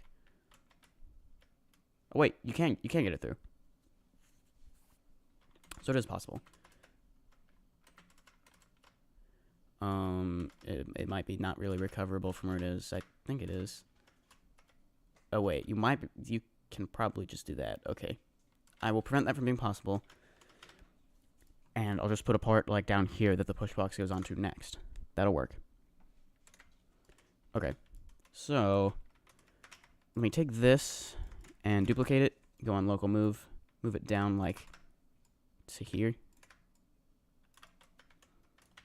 There. Now the push box definitely can't get through. Unless you maybe like slide it in this space between the morpher block and the wall, which then it's just like stuck there and you can't get it. Unless I put the platform it's getting to right where I'm going to put it. Okay, next idea. What if I slide those over like two studs?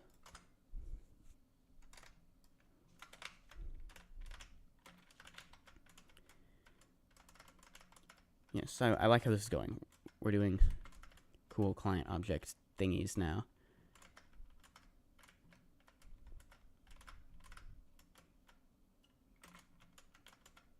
Okay, so you get that through there, and then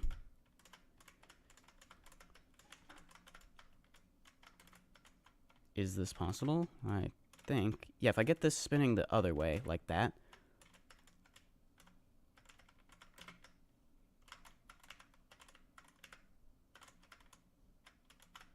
Surely. Yeah, there we go. I could get out of the way, which apparently I can't. Hold on. Can I spin that so I can spin that? No. It was possible, wasn't it?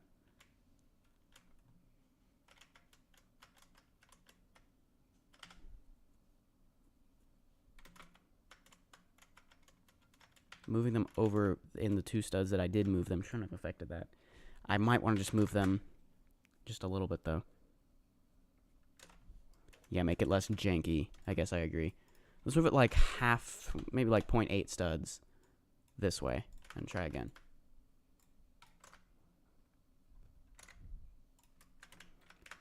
There's that push box button. Maybe I should also write push box button above that. Yeah, that might be worth doing.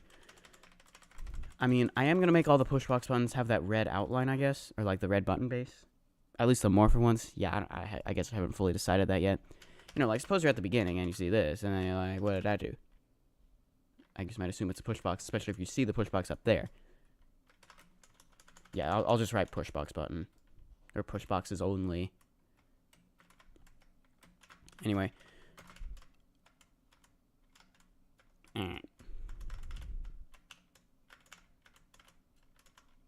So right, you gotta get...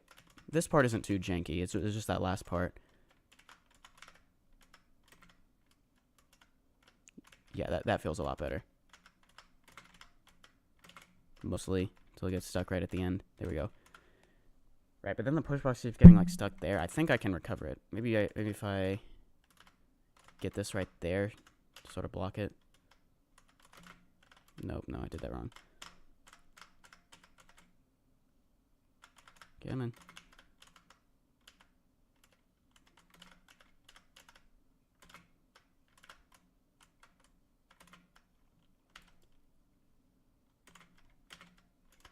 Maybe I need to... Well, no, you can do it. You can... There, I got it. Okay. So then let's try one rotated on a different axis. Let me take this. Actually, no, this. Since that's rotated how I want it to. Let me rotate it like this.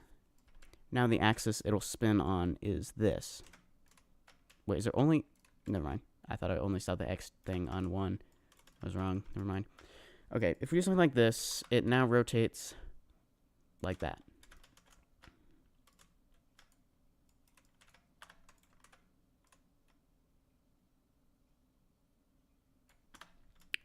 Basically, I want this to be like, you have to do the push box along here without it tilting. If I make it wider, then it's heavier, so it won't move quite as quickly. But then also you'll just be able to get to it from like here. Okay, let's try going 3 wide. And then put this like slightly below here. Yeah. You would be able to get onto it from here, except I think these panels are going to be in the way, so you won't be able to get the push box from like here to here. And now it should be rotating on this axis, which it is. And yeah, let's just kind of see if that rotates like way too quickly and then the push box falls off immediately. If so, we'll try to get like a system going where you gotta like put something in the way so it doesn't spin.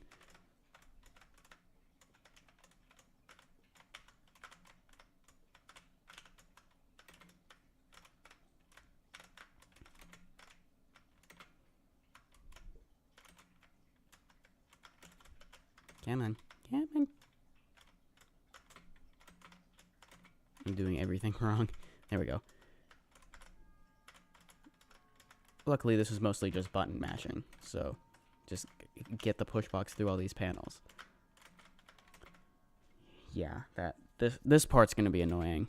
That's kind of just the reality of that. Let's think of... Oh, wait, and now that that's there, it would work to just slide it underneath. Except I don't think so, because I think that would just block it now. So I think it would be fine if I just put like a small, maybe medium stone brick, or medium, what's it called, medium stone gray, default color part right there.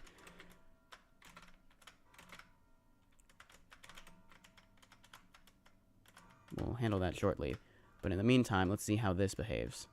Oh, wait, it gets stuck against the wall. No, it gets stuck against this.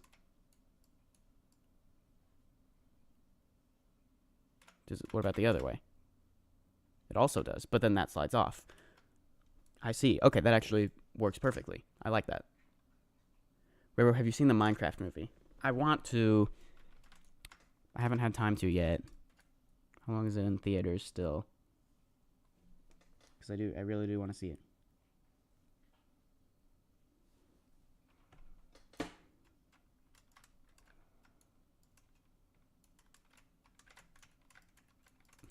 I mean, like, why would they spend so much time and money making a movie just to show it in theaters for, like, a week? Or like 2 weeks. Never understood that. Oh, and you know what would also be nice? If this part, if I just duplicated it on the palette, and then just add another one to here. Wait, also I got the mesh texture. When did I use that? The fact that I got it and just put it there probably means I used it somewhere, but apparently I forgot.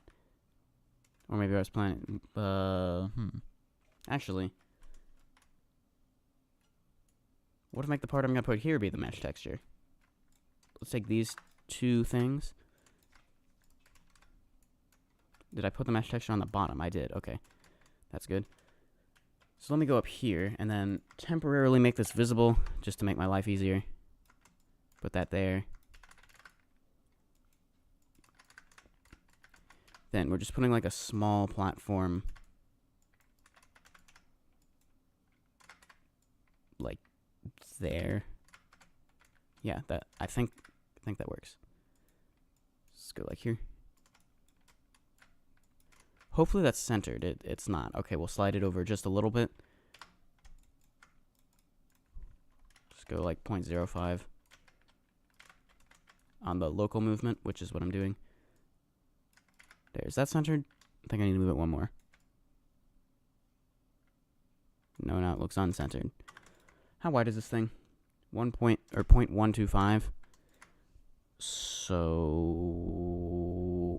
wait, do I need to go half of 0.05? Which would be 0.025.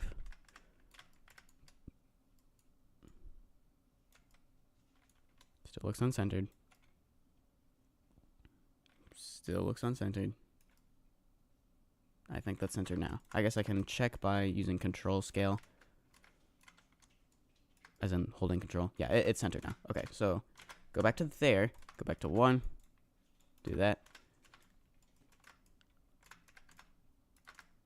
There. But then this looks like...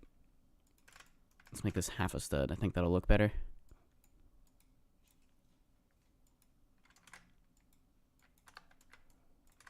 But also it's not the stud texture, so I can go half studs without it awkwardly cutting off the studs. Something like that. Cool.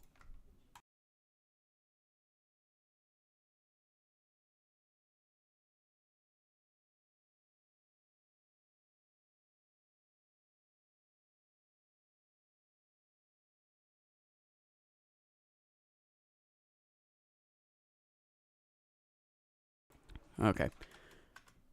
With that part now in place, that's not for the push box to go on.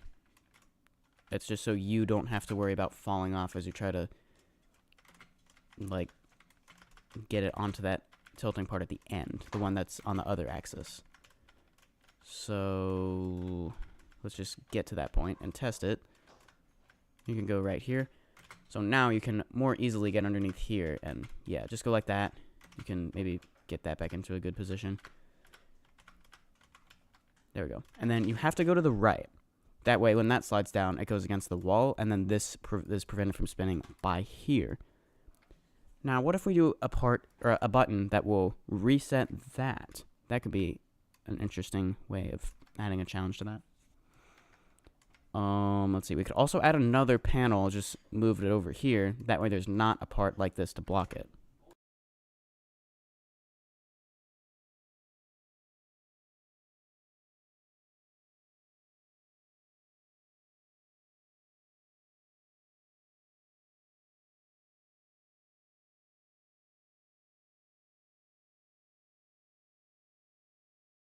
Let's try this.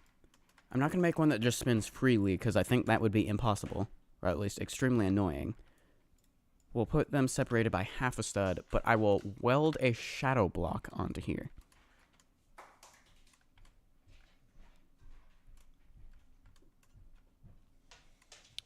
Now, yeah, if we do like a shadow block, like, let's see. Hold on. Let me take these 2 parts or something, or 3. Wait, yeah. Take these, go Control C. Select this, go Control Shift V to paste into. Let's rename all these welded part. And as the name implies, they are going to be welded.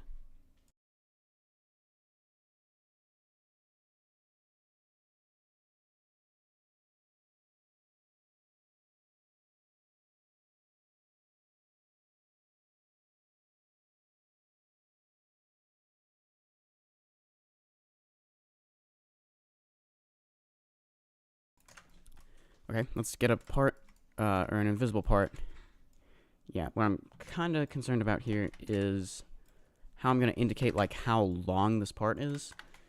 There's not really a wall, like, over... I can maybe put it there, but then I'd have to somehow get that spinning with this, which could work. I can try it. So, we'll delete that for now. Right, also make sure these welded parts are unanchored. And this is that, right? Yeah. Okay, now let me take this, and it was 0.05, right? Yeah. And then we'll go 6.95 to scale this up to the height of that. Nope, I was one step short. There. This is a welded part, but we're going to move it all the way over to this wall. Now, in theory, it should just, like, spin with that. And then this should be can collide false, so should... Well, not that one. That one should be can collide true. This one should also be can collide false. Yes.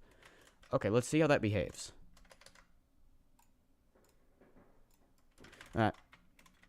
Where'd the part go? Oh, I forgot to weld them. Yeah, that explains a lot, actually. Leon Laboratories, the abandoned facility. Yes.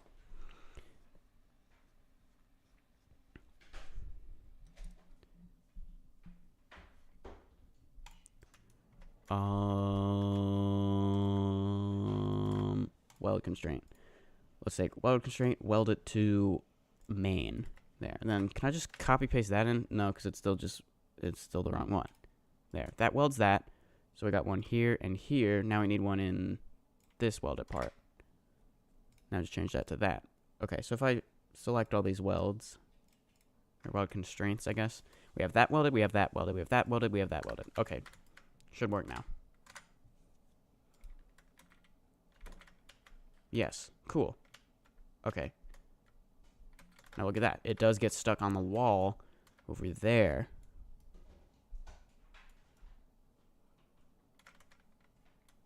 But there's not the wall for the push box to slide against. So we could do something along the lines of spin one of these vertical panels into place here to prevent the push box from falling. Of course, they'd spin two. So maybe we'd have to get something that prevents that.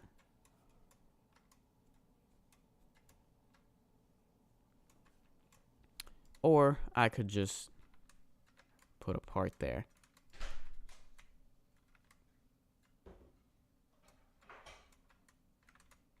Decisions.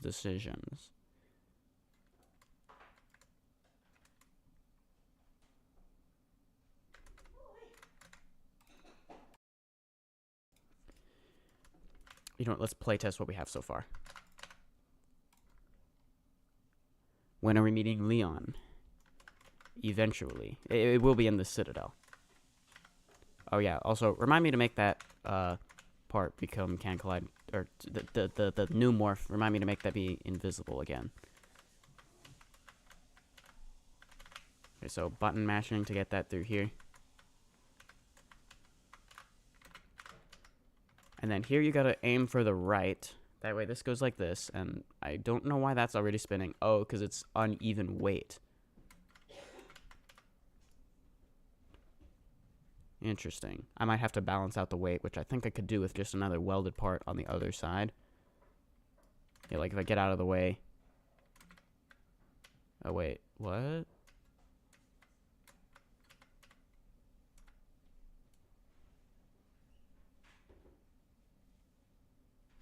Is it just Roblox physics being weird, or is that supposed to... Yeah, it's supposed to just fall back to its... Yeah, it's gonna do that unless something's holding it in place with, like, to prevent it from just falling back. Right, it's just Roblox physics kind of being weird right now. Also, it would appear there's no way to... Hold on. You could. Okay, if you... We're kind of getting into the territory of this would require a long paragraph to explain how to do this, but let's just go with it for now. I might have to make it a bit more obvious later. Okay, if I get it so it falls back to there, and then do that, and then stand here. Nah, okay, the push box is... Yeah, it's not really going to work, but had I been heavy enough to lift it up to there, but then it would slide back to there anyway.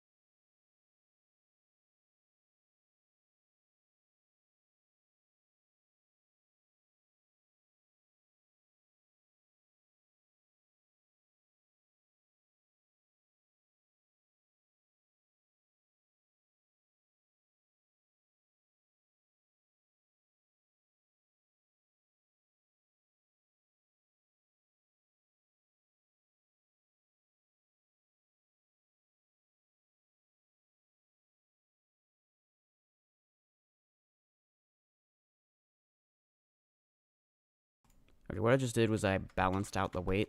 Hopefully, let's go investigate how this is behaving first. Okay, so on the bottom it gets stuck by going like that, and it should, right? It's not gonna like, yeah, you can see it's just like moving smoothly. It's not accelerating due to gravity. So going over here, it just like gets stuck there. Standing on here, it will not get moved. Conversely, maybe conversely, no, okay, going here, that thing gets stuck, and I get stuck like this. Either way, the push box is gonna slide off.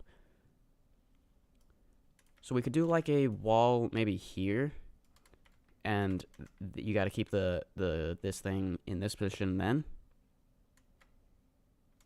Well, no, because remember the push box is kind of stuck on this side. So let's try here with a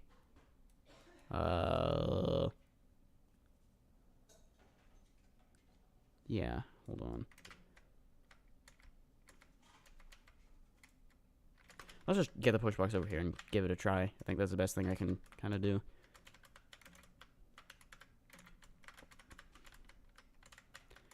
Again, though, are we going into the territory of puzzle that needs a long explanation of how to do it? Which I'm trying to avoid because no one wants to read a long sign, and two, that throws off the atmosphere, reading long signs when we're just having the edgy messages as most of the signs.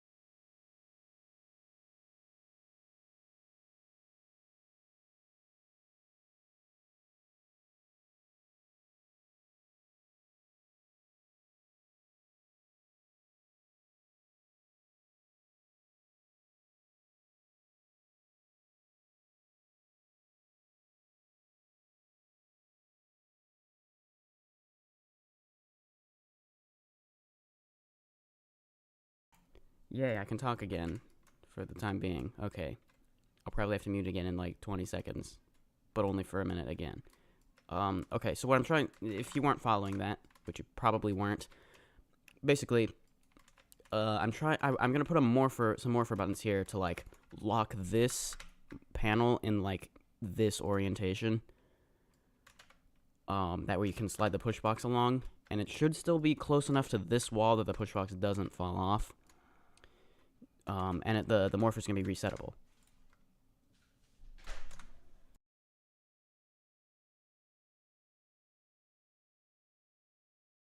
Actually, let me not duplicate it from there. Let me... Well, yeah, I will. I do have to redo the button bases. Shouldn't be too bad, though. Okay, let me do this.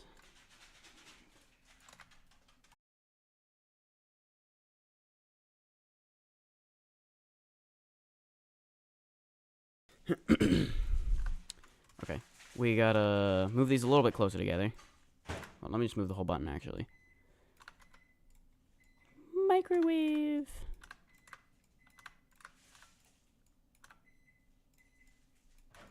Well, you know what I should do? I should do a poll of what's the favorite background noise.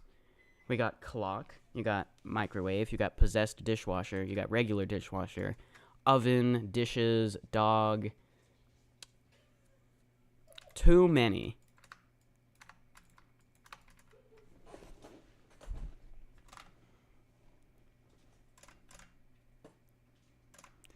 Anyways, okay, so we got, those are nice and centered. Let's do this appearance change. So copy that color, which is medium stone gray. Wait, that'll look goofy against the already medium stone gray. I guess we'll just make it the white studs. Kind of wanted this part to match over there, but I guess not, because I don't want the button base to look exactly like this thing. Okay, we'll go like that, and then here, right, take this color, medium stone gray, go like this. Smooth, smooth, smooth, smooth, smooth, smooth. And then, what size did I make these? I think it was 4x4. I just made this be 0.5, yeah.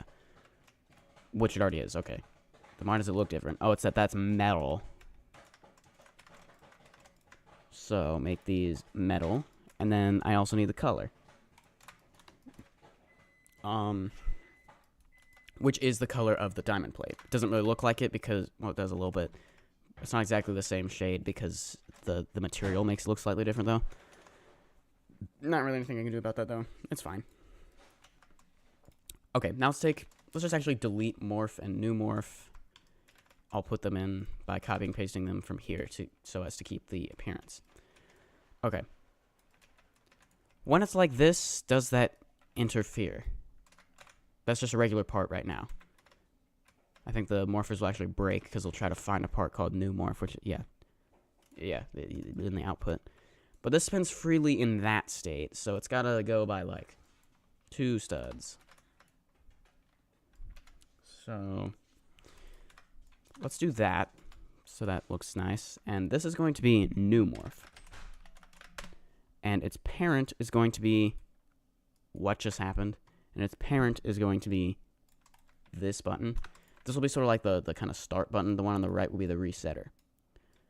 So let's go new morph and put it there. Make it transparency 1, can collide false.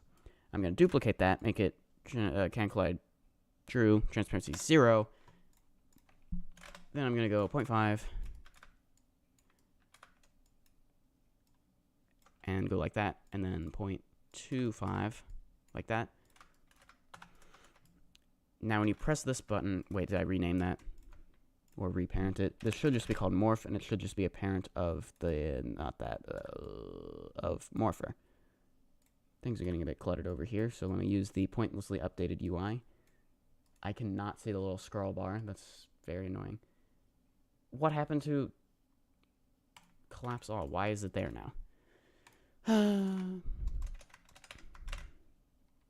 Possessed dishwasher. Yes, you'll get to see the actual footage of my possessed dishwasher in Requested Towers 18, which I'm posting right after I finish the stream. Also, before I end the stream, I am probably going to go do some more Toka grinding. Well, what is the time for me? How much time do I have left to stream? Yeah, I actually don't think I'll have time for that. Then again, I could go, like, right now, but I think I'd rather just do, like, 30 more minutes of building this, and then I'll end the stream. Anyways, look at this. With that right there, as you can see, this is now stuck in this rotation. Question, does the push box fall through there? And also, can I rotate this like this? Yes. Okay, we might have gotten it working now. Or at least closer to doing this whole push box panel thing. Paneling barricades reference. Tower of paneling barricades.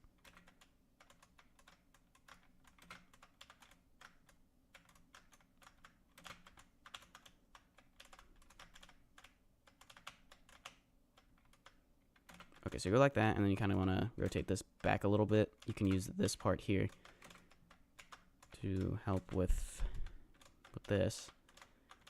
Then keep this to the right. Okay, then you'll want to press this, which I already did. By doing that, this gets locked here. Now, does that fall down? It does not. Next question, can I do this? I can. You kind of got to jump a few times. And then it goes like that. And also, that gets locked by that shadow block, which is actually right there. Now, what did... Yeah, so then you could slide this along here. Move it over that shadow block. I guess I don't technically have to do anything with that, because it's really just there for balancing at that point. But it does add a little bit of extra challenge to getting that over here. Unless... Voice crack. Unless I wanted to have this, you like reset that and then spin this back up. Maybe because I can have the push box button be like down there, so to have that not be there, this would like when this opens and then that falls down, if the push box were here, it would not hit the button. If it were here, it would hit the button. You might be able to get that moving along this way though, which would possibly get it to the button. So that might not exactly work. Now, why can't I move this again? Oh, I can.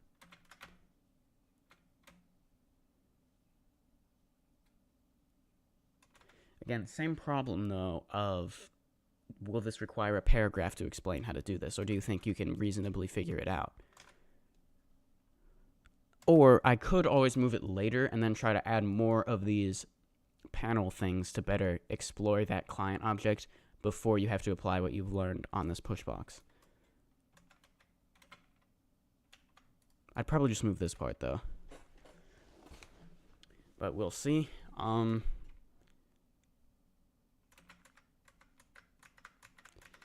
Again, let's hold on, get that to there. Jump on this a few times to slide this over here.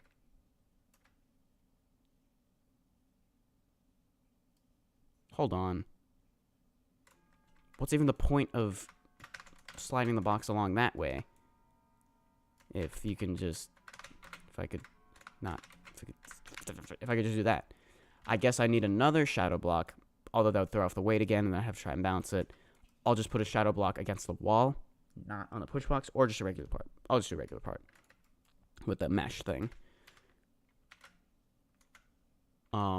That you have to get the push box around, and in order to do that, you have to get it around this way. What happens if I start jumping on here? Okay, so I'm liking the little challenge, the little small details that add a small extra challenge. I'm liking how that's working out. The only thing is I want it to not just be a completely useless button that resets that. Although I could, actually, if I just made a resetter button that... Wait. If this were above here, I think it might get stuck. So, like, if you got it up there, the panel, and then press that button, you'd be soft locked, possibly. So we'll have a resetter for that purpose, and also, you know, you can always accidentally press it and then do it wrong and then lose progress. So, yeah. So for that, what I have to do is I have to duplicate to make the resetter, like Control C on the morph. Find the button that doesn't have new morph, so it'd be that one. Go go paste into at original location. Paste options. Why? Now I gotta click 2 things? I ain't got time for that. That is also not at all what I said to do. I said paste into at original location. There we go. Rename that new morph. Make it transparency 1 can collide false.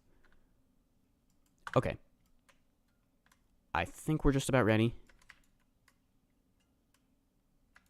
But hold on. Let me make morph and new morph. So the 2 parts that are right there. Let me make their size on the x-axis be 1. I think they'll just look a little nicer as it does the tweening. So, alright, I also got to get this part. Duplicate. Let me rotate it like this.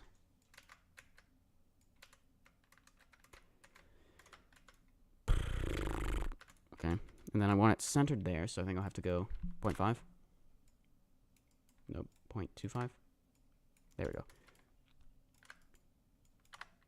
Then let's go 0.5. This one, since it's going to be a wider thing.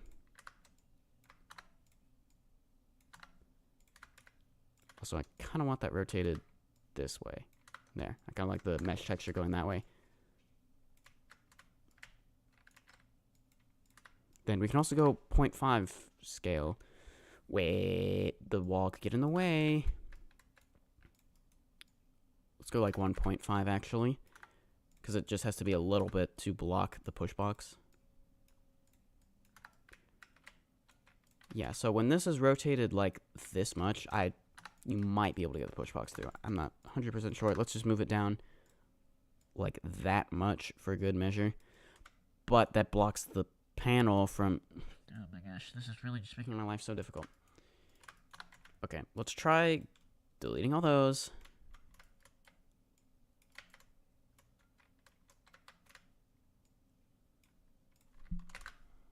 Now I gotta recenter it. There. Now it won't get in the way of the... It'll get in the way of the push box, but not the panel. Which is what I was going for. Now for a small design update. I think I'll go with this. So much for the mesh texture. It just won't fit right there. Yeah. Now let's try it.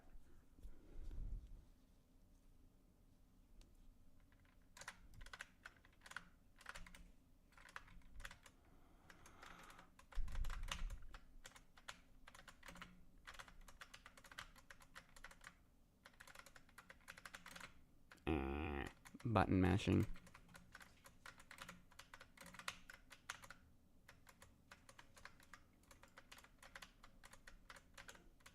Come on. There we go.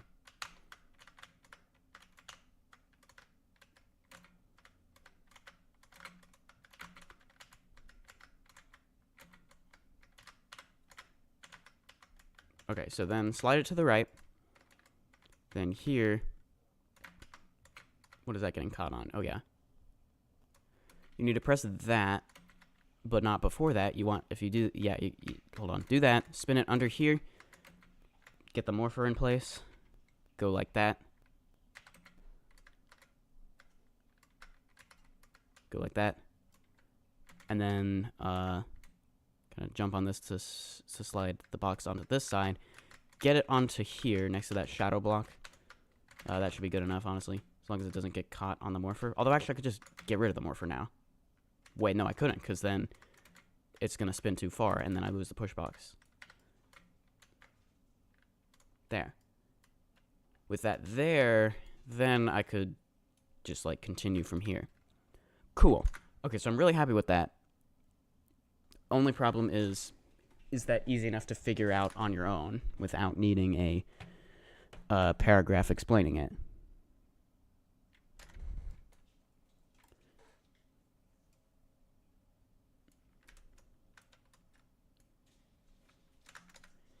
Is there any way I could...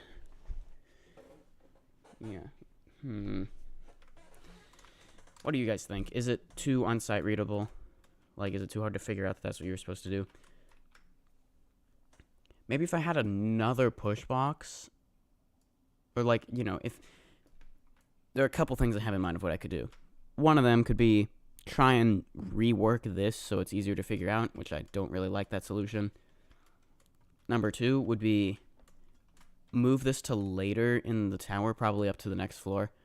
That way we can more explore these panels, and especially with push boxes, so I can do multiple push box sections, in fact. That's probably what I'll do. Plus, I will also make it so that this, I'll move it later. Okay, I've decided my plan now. I'm going to move this second panel to later. Probably just like up here on the same frame, because it, or on the same side of the frame, because it kind of requires the slant the way it is for that to work. Unless I rework it, which would be kind of pointless when I could just put it on the same wall. Plus, I will have it so that on that other push box section, this is at the very start. That way, if you fail it, you know, because if you failed this, which you probably would several times, you'd have to redo this a whole bunch of times, and that would get very annoying. So,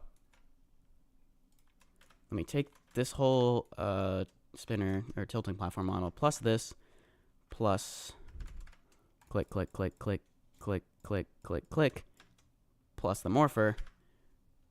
Can I go local move? No. Oh, that's going to be annoying. Let's do some mental math. This is tilted by 10 degrees, so that would mean... Do I need to do trigonometry to find out how to, or is this just going to... Okay, I could just do that. Never mind.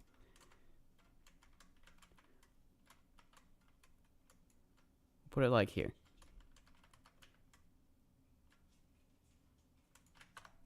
No, I'd rather have it... Wait, no, don't click there. There, go here. And I'd rather have it closer to this wall rather than further. That way you can more clearly see where the shadow blocks are. So they become visible there. So it's actually perfectly aligned with that down there. Also, apparently I didn't select that. Oopsie. There we go.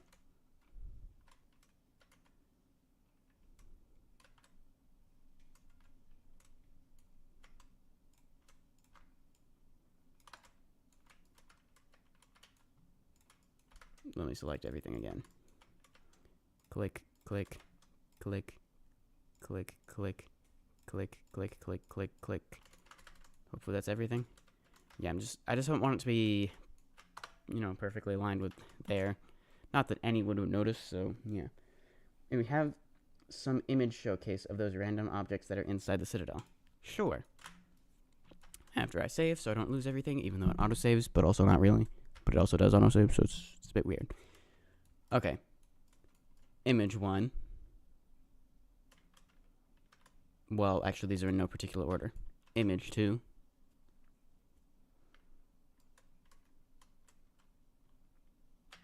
Image 3. Did I do this one? No. Image 4. Then we got some tables. We got this. Yeah, that's the right side up. Take ye a gander at what the meaning might be. We got this. We got these emblems. There are several of those scattered around. And a magnifying glass. Pencils. Yep, that's about it.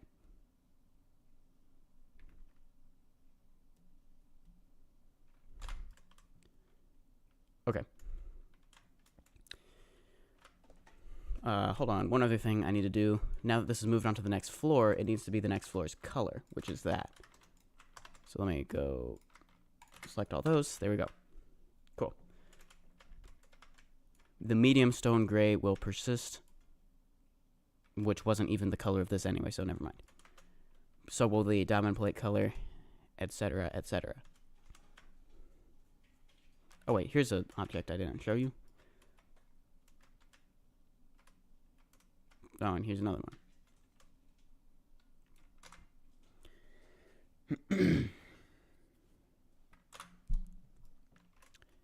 So what do I want to do now? Let's see. I got like 20 minutes. I'll end at the hour. So in 18 minutes, I will end the stream, as well as post requested towers 18, and you guys can watch that.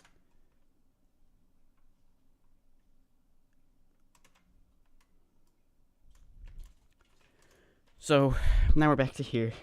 We had this one panel. I think I'm going to end the push box there, actually. And then...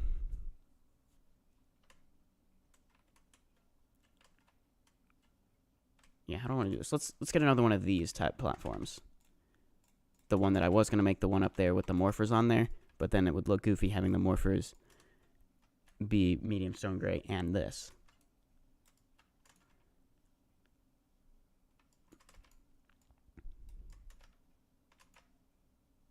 Let's just rotate this 10 degrees. Get it. That does not look aligned to me. Right on 15. Dang it. There.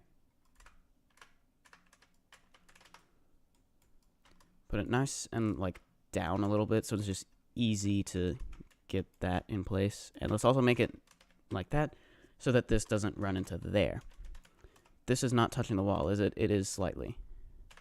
Let's go like 0.5 so that it doesn't touch the wall looking weird. Then, let's just extend this along here.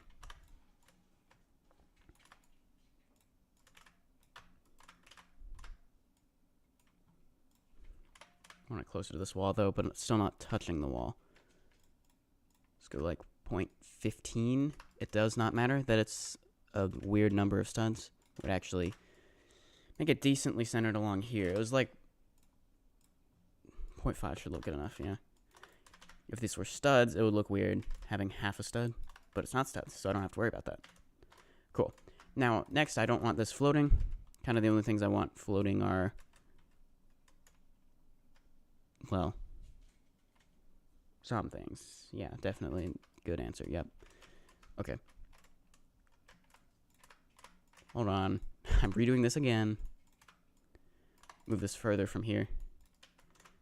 Then, let me just add a thing connecting this to the wall.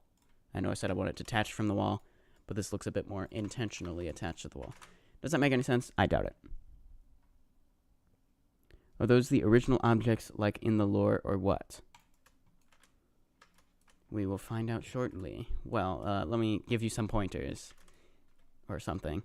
Okay, look in this image, and then look at the different things we have around here. Do you see things from this image here? Okay, the things from Island of the Forsaken Towers, that movie I made in 2023 as part of the SMToH lore. You guys should watch that. You can just like search it up, maybe, I don't know. It's not a requirement to understand what's going on. But also, I rewatched it recently, and it's kind of, like, it's good, I guess, but, you know, if I were to remake it now, I could definitely do a lot better with my much improved Roblox Studio building skills and much improved editing. But, anyways.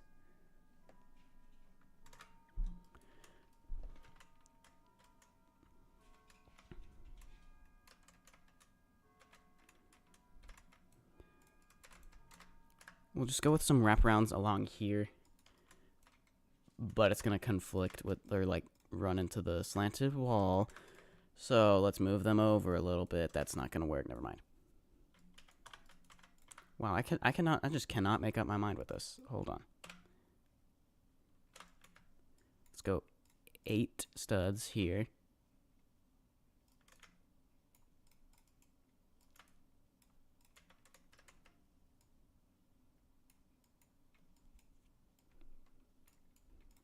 How many studs wide is this? 5. Let's go 5 like that. Go like 12. Take this, move it over here. Come on.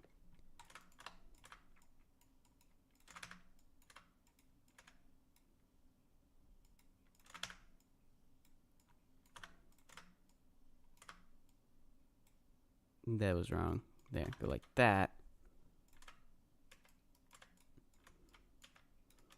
There, now we get some space away from the wall while still being able to get the push box onto here because that part is close enough to the wall.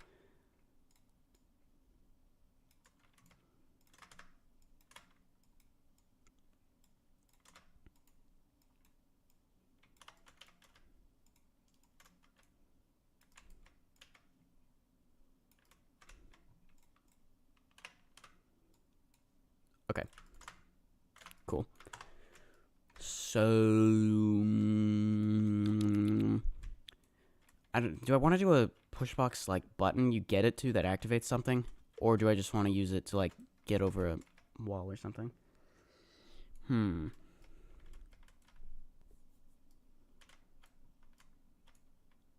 changing my mind yet again. Let me move this over like about that much, then rescale some of these other blocks like that.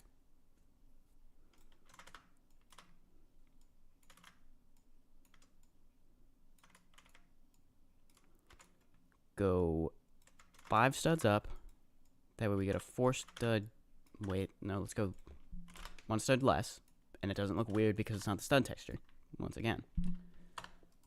Now we have a 3.5 stud space there for the push box to go through. Maybe for good measure, let's make it 3.25 to really be sure a player can't get through there. Not that it matters, because if you were to like dance clip to get underneath there, you would be skipping a 1 stud wraparound.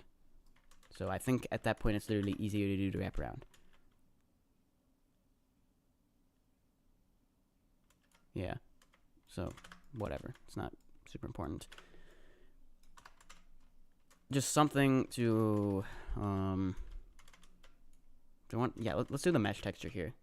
Like there was going to be for the second panel, but then there wasn't because it didn't work out. There we go. Is the Citadel based off anything? I'm somewhat taking inspiration from Portal, which I like. I don't want to go too far with that though, because a later Citadel will be very much based on Portal. This one, not quite as much. So, yeah. Ugh, where the texture repeats, it looks weird. Hopefully nobody notices. So you get the push box underneath here. Then you'd have to do the wraparound. Now that we've gotten some space away from the frame, now I can do what you actually need the push box for, which will be just getting around the wall. Since you can't do a 6 stud stick out. Make it 7 studs, because we want it to go like that. We'll make it, how high can you jump? You can jump like 10, 11 studs. Add 3 to that, there'll be 13, 14 studs. You could still lag high jump though, and skip the whole push box section, or at least everything after you get to there. If you just lag high jumped over here. If the push box were taller, then it would be harder to do a lag high jump.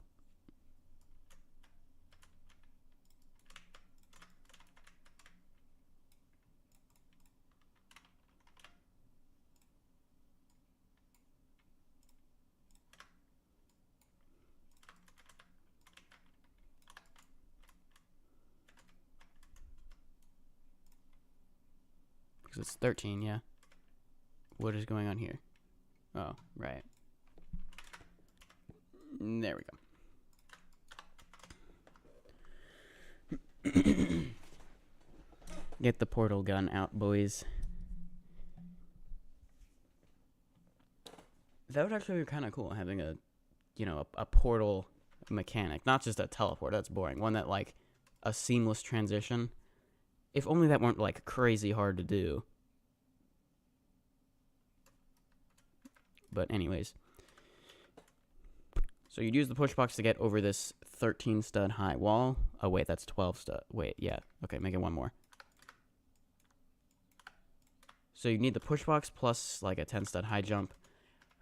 You could also go into, like, climbing animation there, which makes it even easier to lag high jump. Yeah, the more I think about that, the more it seems worth it just to make it be a button, to make sure you have to have the push box. Let's try this. If I make this red, not that, if I make the texture red, you can kind of see that.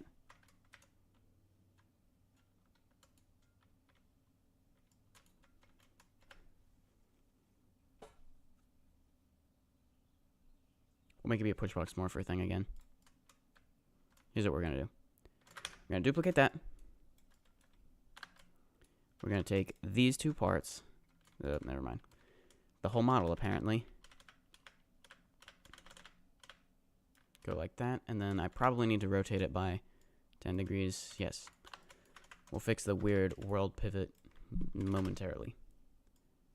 Make sure it's centered reasonably. Go like that. Now, let me... Is that slightly misaligned? Why is that slightly misaligned? It should be 0 right there. Orientation Y should be 0. And I think the fact that they had different Y orientations leads me to believe they were slightly... should be good now. I think might be worth just re-ensuring that this is centered. Even though nobody would notice. Okay, there we go. Nope. The voices are getting louder. There we go. Now we got the same 0.5, I think it is, space here around all these sides. Okay. Now, let me just delete these. Yeah. Then let's take the position of this, and then take the whole morpher model, set its world pivot position to that. Take this thing's, wait, hold on. Make this thing's world pivot position be that too. Take this again, but this time take its orientation, which is 0, 0, 0. Make its world pivot orientation be that. Make this thing's world pivot orientation be that. That's just a lot easier to deal with and looks nicer. Bow blocks.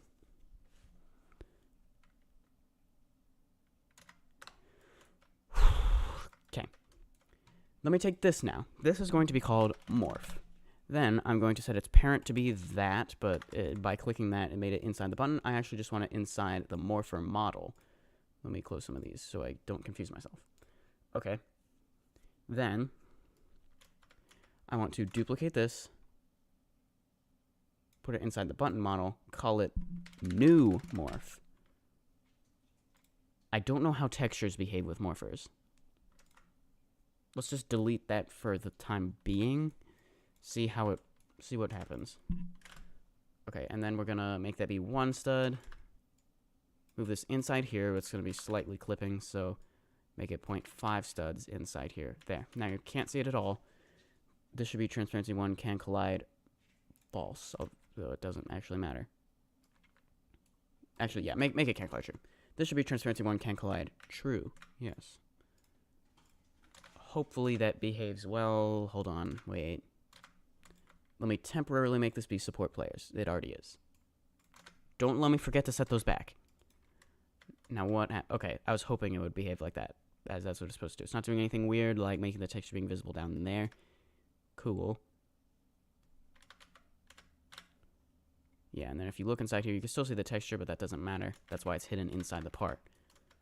Now you can get through. Okay. I want this to remain, like, the same color, or at least, like,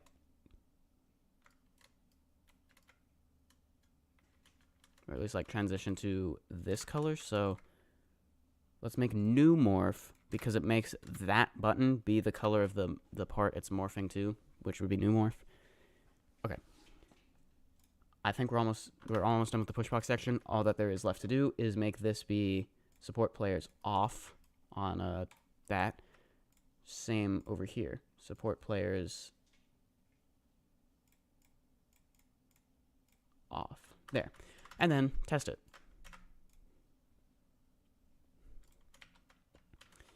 Okay. All right. Well, yeah, I might add like a spinning panel here too.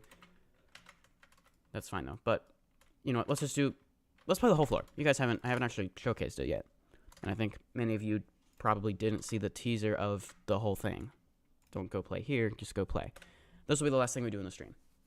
A full showcase of the whole tower so far.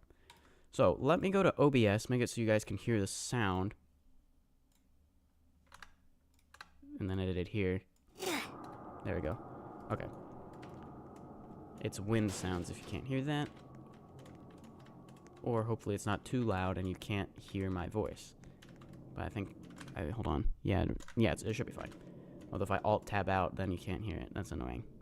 Anyways, so you need to get this push box from inside there. Then that sign says, I don't know what you think you're doing out here.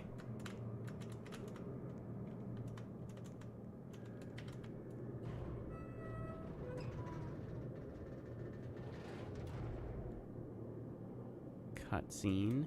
Very epic.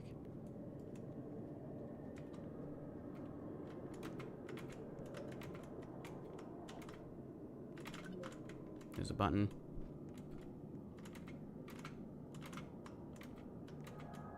I fell. Dang it.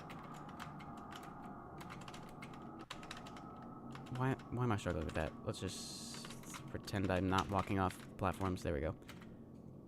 By the way, falling here does end your run, but it's the very start, so yeah.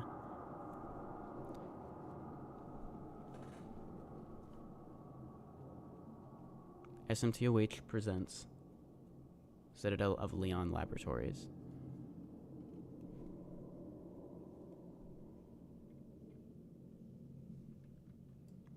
And then the Citadel comes into view out of the fog.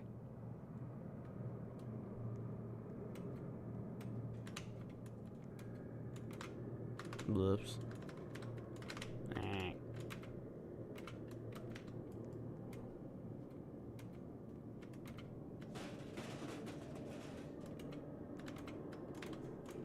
Stupid studio bug. Okay. I love that bug. It definitely doesn't make me annoyed constantly. Where you go into shift lock and that just randomly flips your camera around like 180 degrees and then you fall. At least it's just studio, so you don't have to worry about that in the actual game. You got shadow blocks there, falling parts.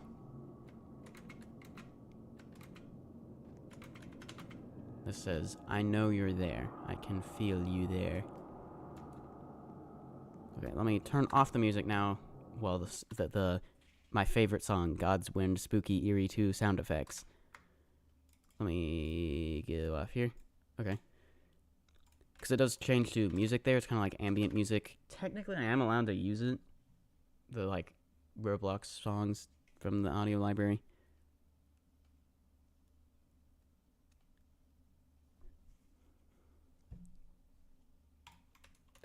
But yeah, I don't want to have to deal with getting copyright claimed and having to resolve that when I could just, you guys could just hear my beautiful voice.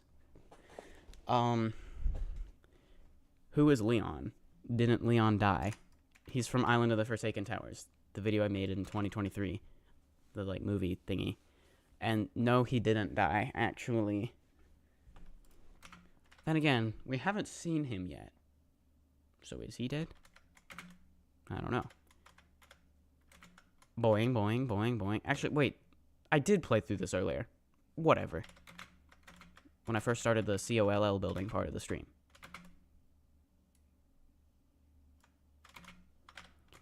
Boing, boing, boing, boing. I guess we're replaying it again. So as you go through this part, that's not what you do, oopsie, right? You don't go inside that tent, you just go on top of it. And here's that, it opens that thingy. So as you do these... Clock. Right, I need to nerf this stupid jump because it's really annoying. I did it once, though. It will be the last time, though. Right, yeah, so continue here, and then here's where we introduce the panel mechanic. They're just tilting platforms, so you just push out of the way. You press that, and then that'll lift that up.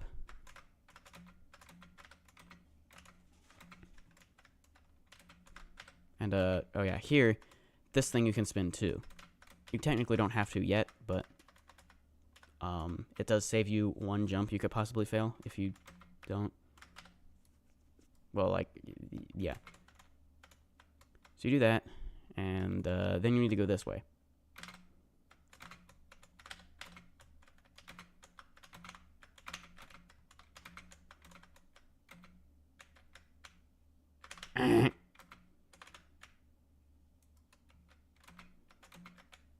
And then we have this push box. So you want to take this push box and get it down there. Probably best to ensure it lands without falling off. That way, if it does fall off, you have to, or you can just go reset it again and not have to redo that gameplay again. But now you can go down here, and then, did I miss the button? Dang it. Okay, let's try that again. Go down here. See. You have to be patient to see if it's going to fall off. So pretty much you can just slide it down there. Did it hit the button that time? No. Why did... Okay. Come on.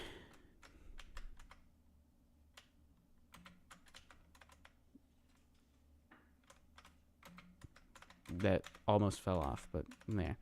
Okay, let me try walking alongside it. There. Surely that hit the button. Yes.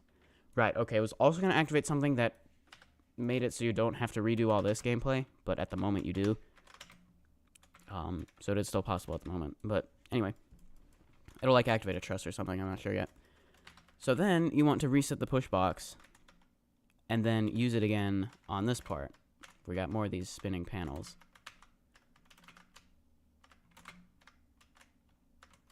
So you gotta just kind of get it through here. It's not that hard. Just button mashing, as I've said.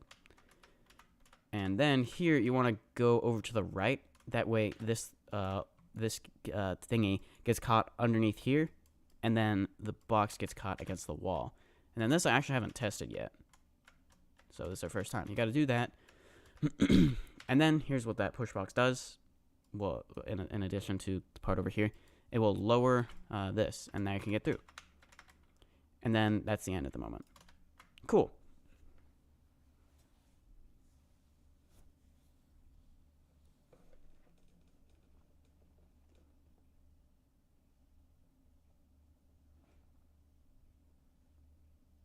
When the music is peaker than the gameplay.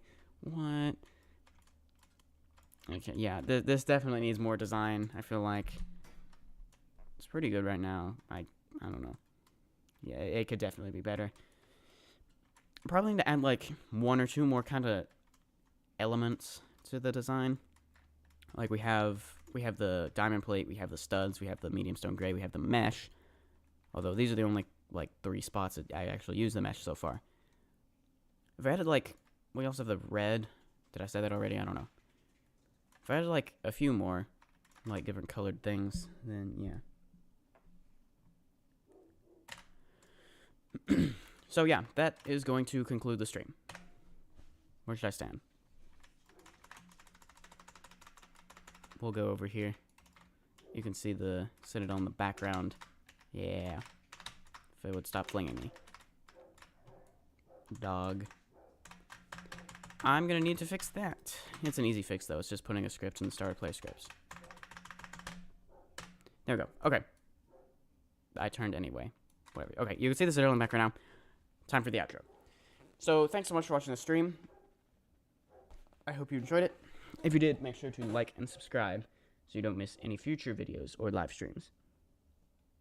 This is not the end of your Roro Studios for today, because immediately after I finish this, I will post Playing Requested Towers 18. Currently it's just unlisted, and then I'm going to set it to public, so you guys can watch that. Very epic.